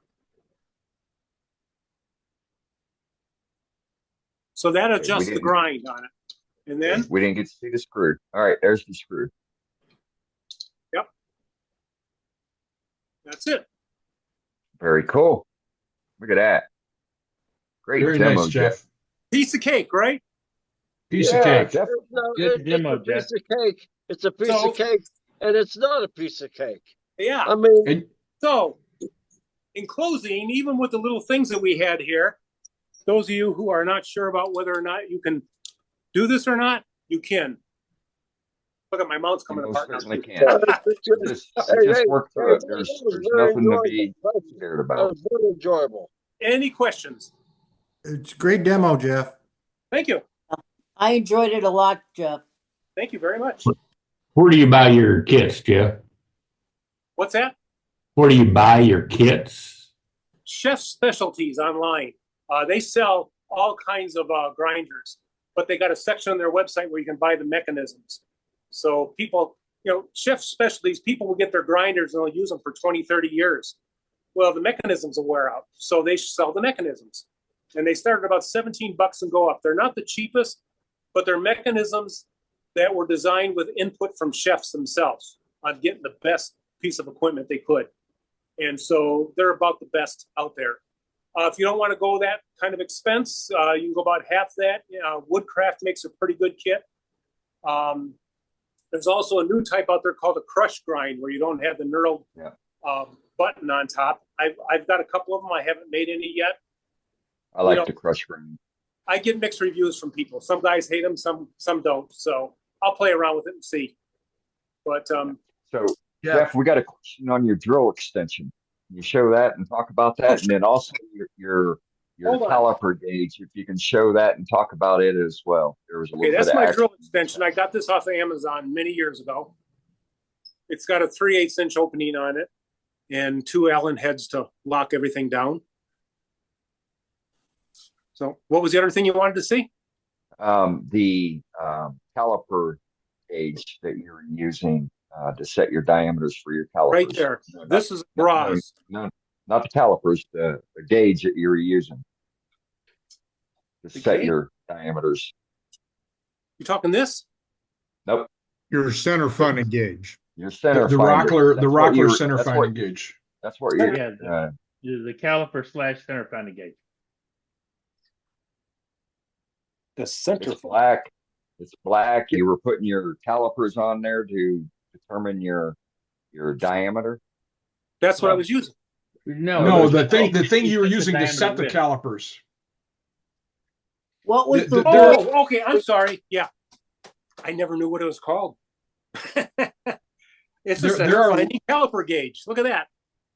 That's the There are rock. links to this. There are links to this in the chat, guys. Yeah. So save Yes, the chat. yes, correct. I just wanted him to show it, a Yep. full-on view of it, Yeah. because you really couldn't see it, but some of us picked up on it.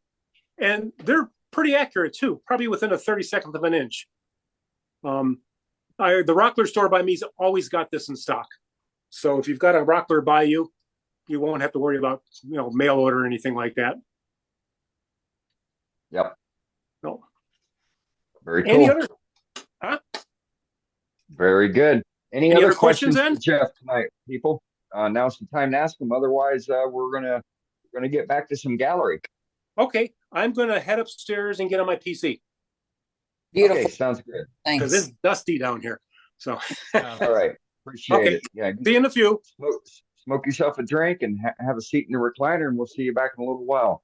I am going to jut out for about 5 to 10 minutes. I got to go take care of my other cats. And in the meantime, Matt is going to take care of the remaining 2 gallery items. And then we'll go from there and we'll see you back here in a little bit. All right, Matt, it's on you.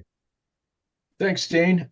Before I step into gallery, I want to say that if you've got a piece you'd like to show tonight, please let us know in gallery by saying I've got a piece to show or I've got gallery for tonight. We'd like to see your work. Thanks again, Jeff. First up tonight is Bob Grinstead.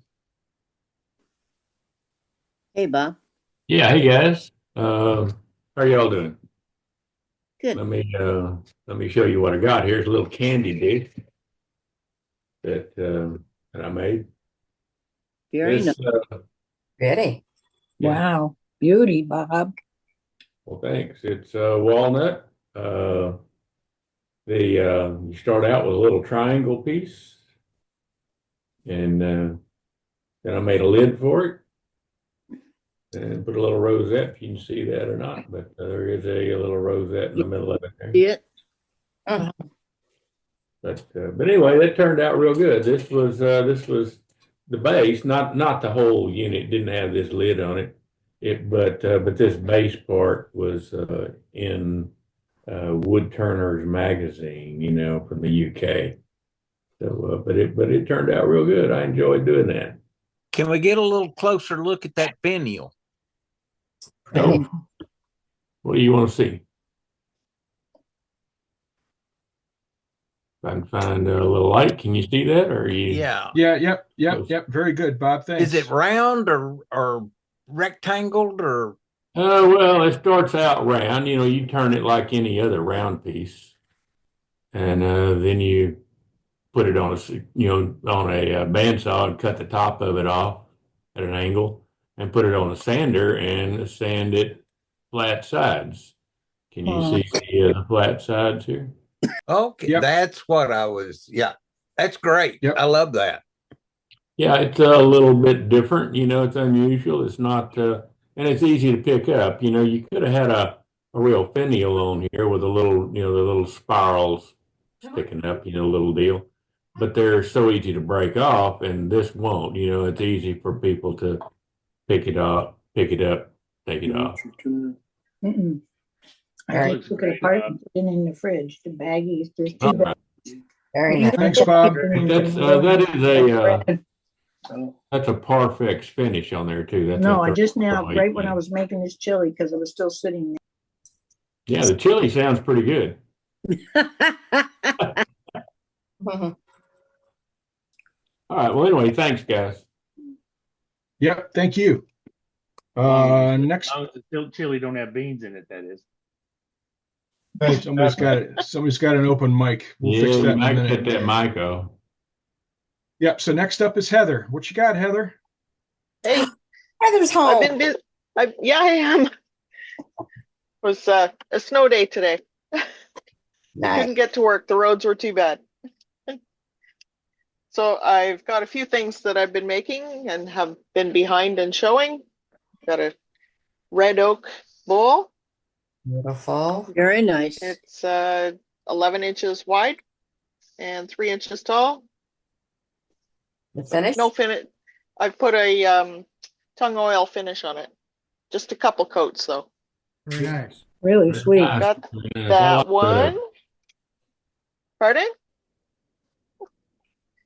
I said I And like I've got- red oak stuff. Yeah, another beaded bowl Wow. with real beads on it. Nice, Heather. Nice. Beautiful I don't know if colors. you can see that. That's Real cool. beads. Yep. Yeah. Very It's nice. just a little one. It's about 5.5 inches in diameter and 2 inches high, I think. Somewhere about that. Was that just a band that you inlaid? Yeah, it's actually beads. So Okay. I can spin the beads. Okay. Let me see if I can. That is cool. Yeah, I can pull it off. Yeah. Okay. The That's band of cool. beads. I like that idea. Yeah. Wow. I've made quite a few of those. They're a big seller Yeah. for me. Yes. Yes. Yeah, they're great. They're great. That's And they just- beautiful. It fits in the groove that I cut around the edge, and yeah. Wow. I have no idea how to do that. But it's really Well, pretty. You get a loom and And- you can make the beaded things on a loom using stretchy thread, and Yeah. it's fairly simple. And then that's a great idea. Yeah, That's good. actually, I use a 4-pound test fishing line.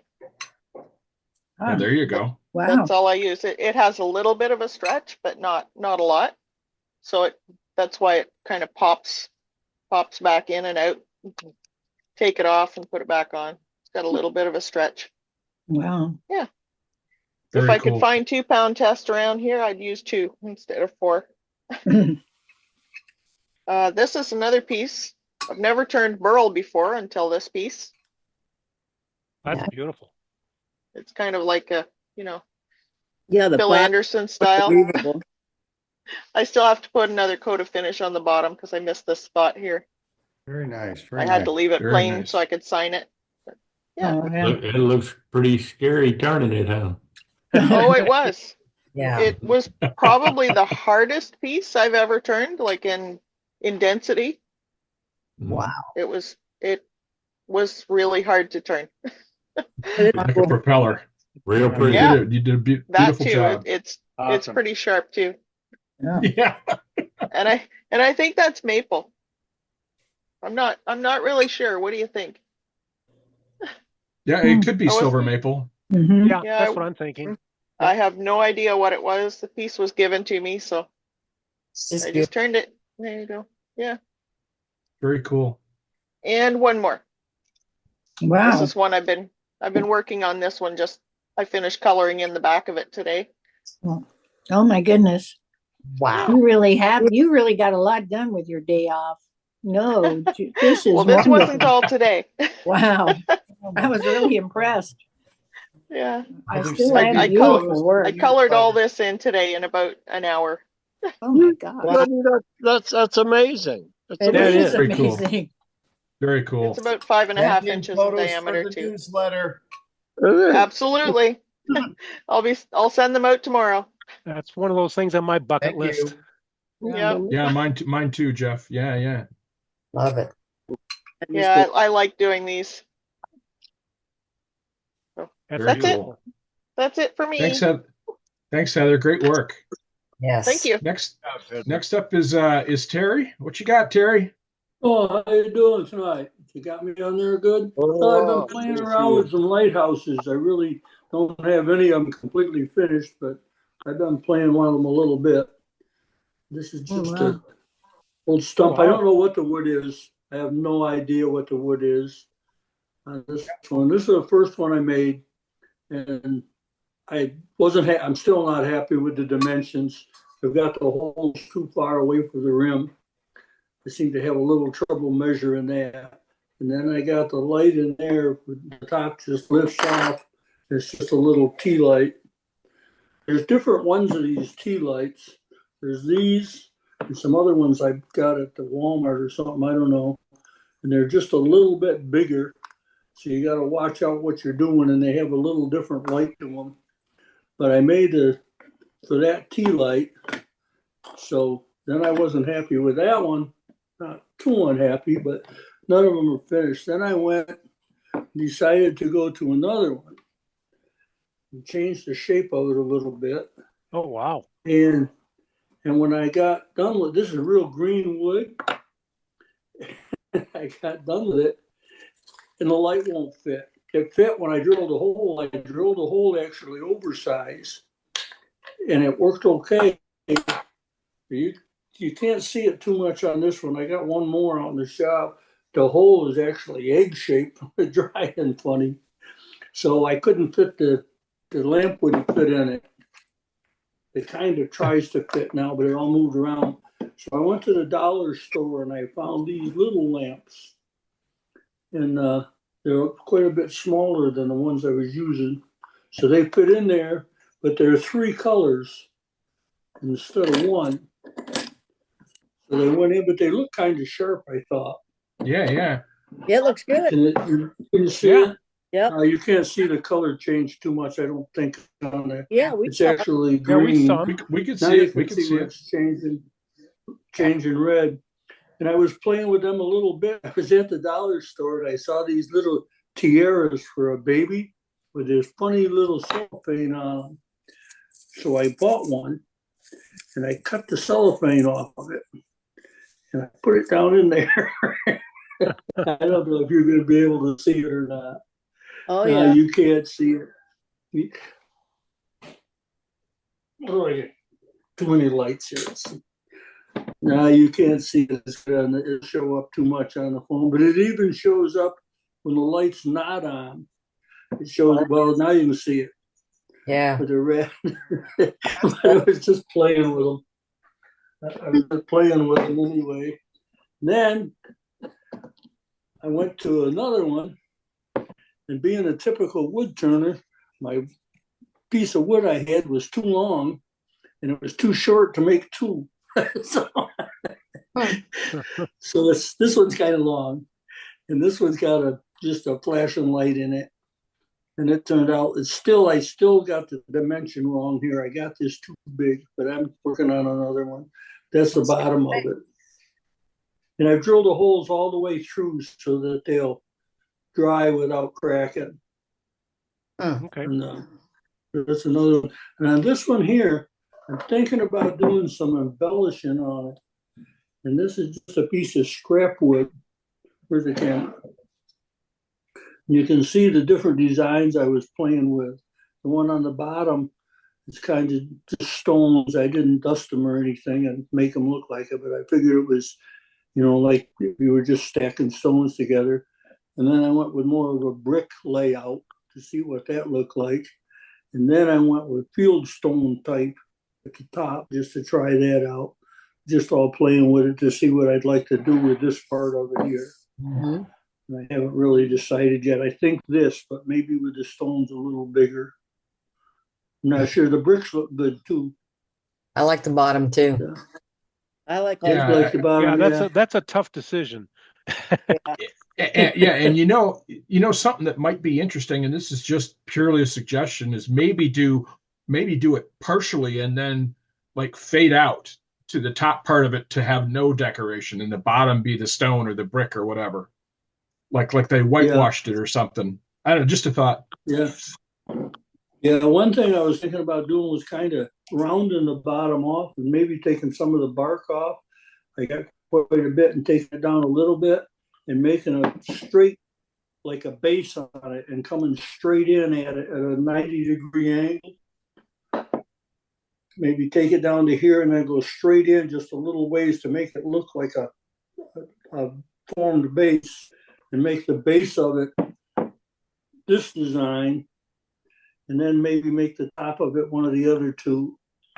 Like I ain't decided yet. Or flat. Well, we look forward to what you decide to do. Yeah. But these little lights that I bought, people use them, they're kind of cute. They're a little pain. They're not very good, but they're only $1.25. But they're kind of neat. They're much smaller than the other ones, but they're a pain. You just screw the bottom on and it tightens the battery up. And it's just until it runs out and then you throw it away, I guess, and put another one in. But that was something I'm playing with.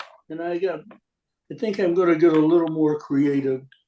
I'm thinking about different lighthouse too. I've been studying some pictures and stuff, and I'm thinking about making something a little more higher end.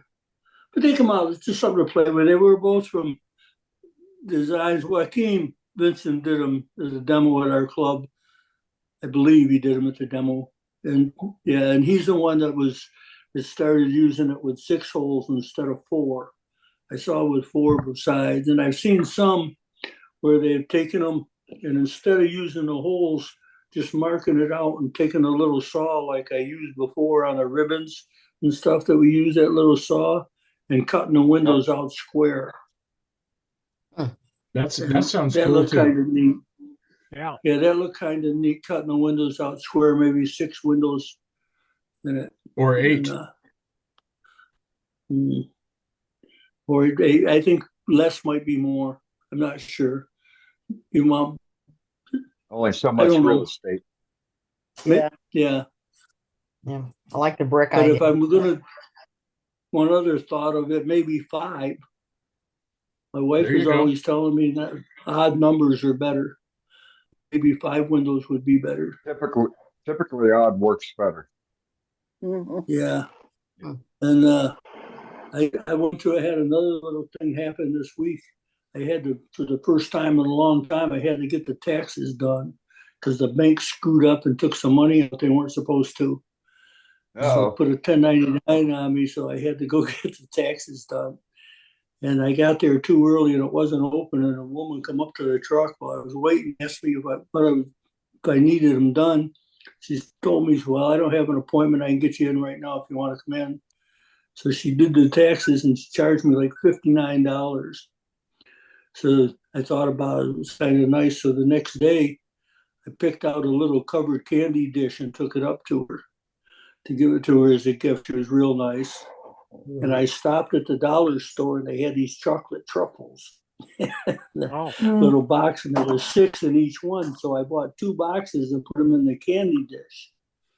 And my wife was always telling me that I need odd numbers, so I had to eat one. That's good. But it was real. It was really funny. The woman almost cried. I thought she was going to cry when I gave it to her. She was unbelievably happy. She says, "You made my day." I thought, give me a big hug, and I thought she was going to cry. So it was worth it. I give some more candy dishes away, and I'm finding one thing: if you're making them for people to give away, to put on their desk and stuff, don't make them too big. And a cover is always nice, because if you don't have a cover, then everybody eats all your candy up too quick. If they don't see them, they don't know your candy's in there. Okay, Sounds that's good. all I got, guys. Good Thanks, talking Terry. to you. Excellent. One little quick thing I can add in is I talked to Joaquin a couple hours ago, and they still trying to decide what they're doing. They're going back and forth trying to decide what they're doing. As most of you know, he's up in Houston, and they haven't really done a lot. They're wanting to put another tube in, and I guess the doctors can't quite decide what to do. And he's just kind of in limbo right now. And Okay, well, thanks so for the update, Terry. We wish him the best. Okay, we hear any more, I'll let you know. Thanks, Okay, Jerry. thanks. Guys. Thank you. Hey, Mark, you there? I'm Mark. here. All right, you're next. Or not. You shut off your video.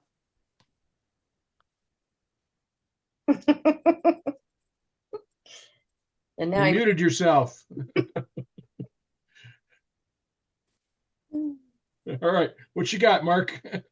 You're still muted.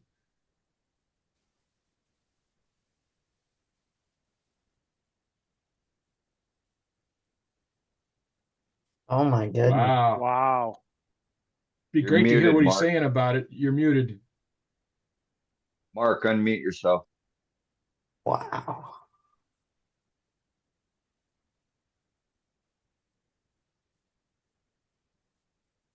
There Yep. we go. Can you hear me now? Yes. Yes. Yes. That's just a little piece of script, box elder, and I did a ball-to-ball on the bottom and an overcap on the top, finial. I don't know Very if you nice. can see that or not. And then here's another little one. If I can get behind there and get it with my hand. Here's a little really tiny one. Let me hold my phone. Wow. God. Very Absolutely. small. Absolutely amazing, Mark. Wow. You can see it in relationship to my thumbnail. Yeah, Yep. Goodness. man. So Nice work. I'm having fun with my little miniatures, and it's really great therapy, and it's helping me get my turning skills back. Good. There you go. Good. That's good to hear. I like doing the small stuff. It's harder than doing the big stuff. Well, what's interesting,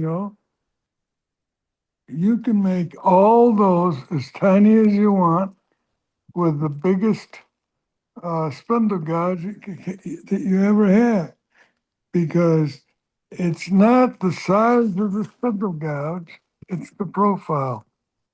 Yep. Right. Yep. All right. Well, thanks very much, Mark. Those are beautiful. Okay, thanks, guys. Thank you. Next up is Jim. Okay. I've been making ikibanas. Ah. These sound pretty well. This is, I got this wood in Hawaii. It's Navara. Don't ask me. All I know is the name of it. But anyway. And the other thing, I have to switch cameras here. Let me switch cameras.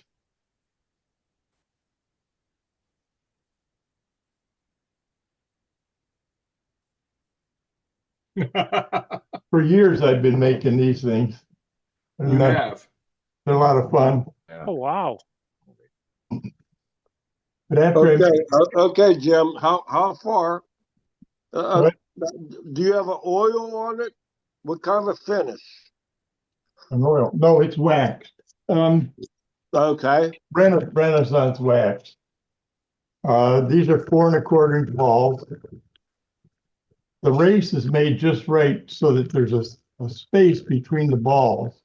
Right, If the balls touch, if the balls touch, it doesn't work. right. But anyway, after I made dozens of these, and I've sold them all over the place, but I get these remarks like, "I can't believe you haven't made one that's motorized." So That's great. I love it. Leave it to Jim. Oh my goodness, that's incredible. That's incredible. Hey, Jim, what was that first piece that you Just leave it to Jim. The what? What was the first piece that you showed us? We didn't catch the name of it. Navara? Yeah, I don't understand. In the chat, the word is ikebana. It's a Japanese art of flower arrangement, and I'll let Jim do the rest. And this hickey in the middle. It won't come out. Anyway, can you show us, Jim? Over here. This thing in the middle that won't come out. It's got spikes in it. You put flowers in there. That's called a frog. And this thing's called a frog. Yeah. Yeah. Yeah. Don't ask me why, but anyway. I don't know where they got the name from. No. Okay. Anyway, this comes apart. And center comes out. And it's got a square opening and a drive on the bottom here. Huh. Is that from a microwave? No, this is a 50 RPM motor, 18 volts. And I made the aluminum thing, but it's a motor with a gearbox. It's pretty strong. When I first made it, I thought it should touch on this outside to give it stability. And that kind of worked, but the motor was laboring really hard. And so I put a washer in here. You can see a washer glued in here, which puts the weight right on the end of the motor. Ah, okay. And that made the whole thing go together and really work nice. I think I'll Very spin, cool. won't it? So, well, it's kind of neat. If you see this thing, when it's the static weight, it's tangent in 2 places. One on the bottom on the turntable and the other one on the rim. When it's a static, it's going to go this way because the weight is greater, forcing down on the piece that's moving this way. Once it gets started and this picks up some rotation, it'll go the other way. It's not start to do that. Yeah. That's neat. There it goes. Oh my goodness. That's interesting. It really Anyway. is. I sold a set to a guy in Raleigh, and he said, I have to tell you, my neighbor comes over now. He doesn't even say hi to me. He comes in and spins his balls and he goes home. Hey, Jim, you couldn't find a mechanism that spun a little faster? Yeah, you can get those in anything. You can get those, I think you can get 70s. Don't challenge him. He'll be in there mucking with the gearbox next. No, well, you have to guess it. You know, you have to guess it how fast that should go. So I spun them and I tried to figure out how fast I would have to go. But you know what else? Those spheres are made pretty darn good. Yeah. Those are done by eye. I don't have a sphere jig either. And I know that's why I'm saying that, Jim. That's why I'm saying. Those are 4 1/4 inch. They're yellow heart with a cherry band, and Wengi center with a maple eye. Perfect. Wow. Yeah. Look at that, man. That's great stuff. That's beautiful. That's beautiful stuff, Jim. That's beautiful. This is sycamore with a maple turntable. Yeah, that's extraordinary. Thank you, Jim. Really? Holy moly. Okay, so next up is Dave. What you got, Dave? Yeah, geez, I got to follow Jim. Yeah, we've all been there, brother. Yeah. Actually, I was starting to play around with. You can't hardly see it here with the lighting. I got poor lighting, but with that dyeing process that Matthias made, and so I messed around with just a little bit of a hollow form, and I did the black, and then I did a green, a dark or a lighter green, and then I end up with a fuchsia on it, and with Minwax. It'll come to me. Tongue oil finish, and actually it came out nice. I for the first time it came out nice. I got another one on the lathe now. I'm working on. So, but yeah, looks good, Dave. Pardon me. What was your wood, Dave? Yeah, thank you. What was the question? What was your wood? Oh, this was paper birch from a neighbor's tree that came down. Beautiful. Cool. Oh, okay. Yeah, and I have a part of that limb left. So Dave, send pictures in for the newsletter. I will do that. Thank you. I already planned on doing that. Thank you. And then I've been working on this one here, and I actually just got it in the mail the other day from a machine shop out of Ramsey, Minnesota here. They make a hollowing system. And this one here is get it back here.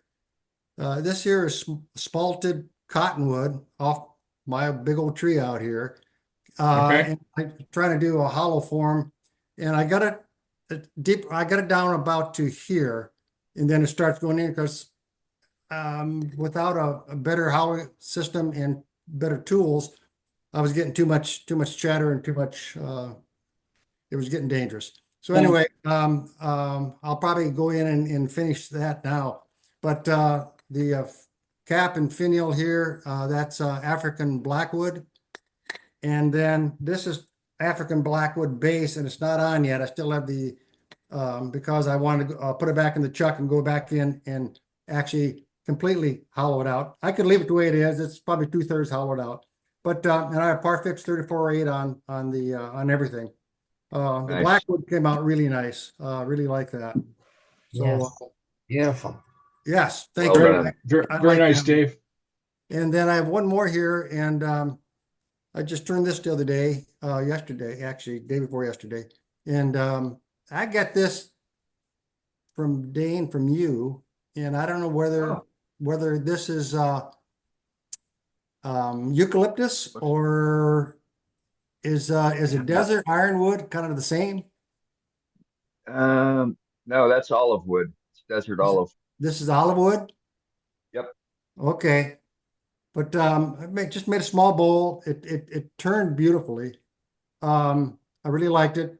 I got good cuts on it, so I'm either improving my cutting or my tool control, or this wood is very forgiving because it worked out very nice.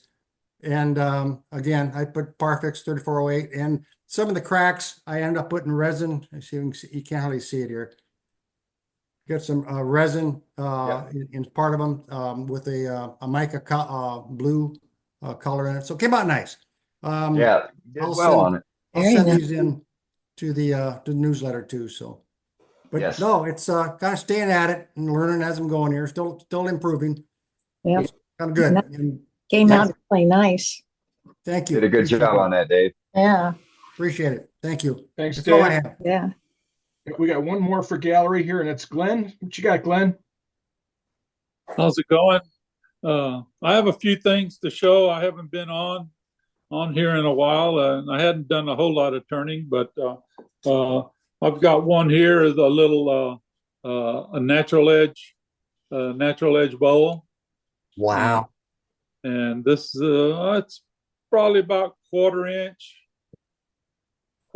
thick up here, and it comes down to about an 1/8 inch thick in this area here. And this one's out of juniper. And then I did another one.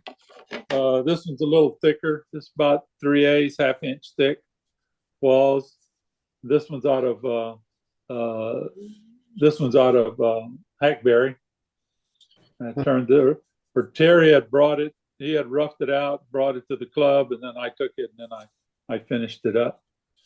And then for Christmas, we always do a lot of turnings for the children's hospital, and we turned snowmen and Christmas trees this year, and that way then let the kids paint them to however they want to. But one of the gentlemen brought one in, but he and then I'd made a couple for my great granddaughters. Well, where the hat comes off, and they're a crayon. Oh, good crayon idea. boards. Clever. That's So I did a couple of these for my two great granddaughters, and then that's going to be our challenge next year for Christmas for the Children's Hospital, for everybody to turn like this. They can be snowmen or just a regular box, but it will be the crayon box. Oh, nice. And then our next month our club challenge is going to be lidded box. So I went out there today and I turned this box. I had just got a bunch of pieces of wood quite a while back and just glued them, try to get them the pieces the same on each side. And so then I just I turned it into a lidded box. Nice. A little Nice. trinket box. Well done. So Looks great. and but it's all just out of a lot of scrap pieces of wood like that. I don't feel like throwing nothing away, so I glue them together and then I'll make something out of them. So Repurposing. I like it. yes, Yeah. that's all I got.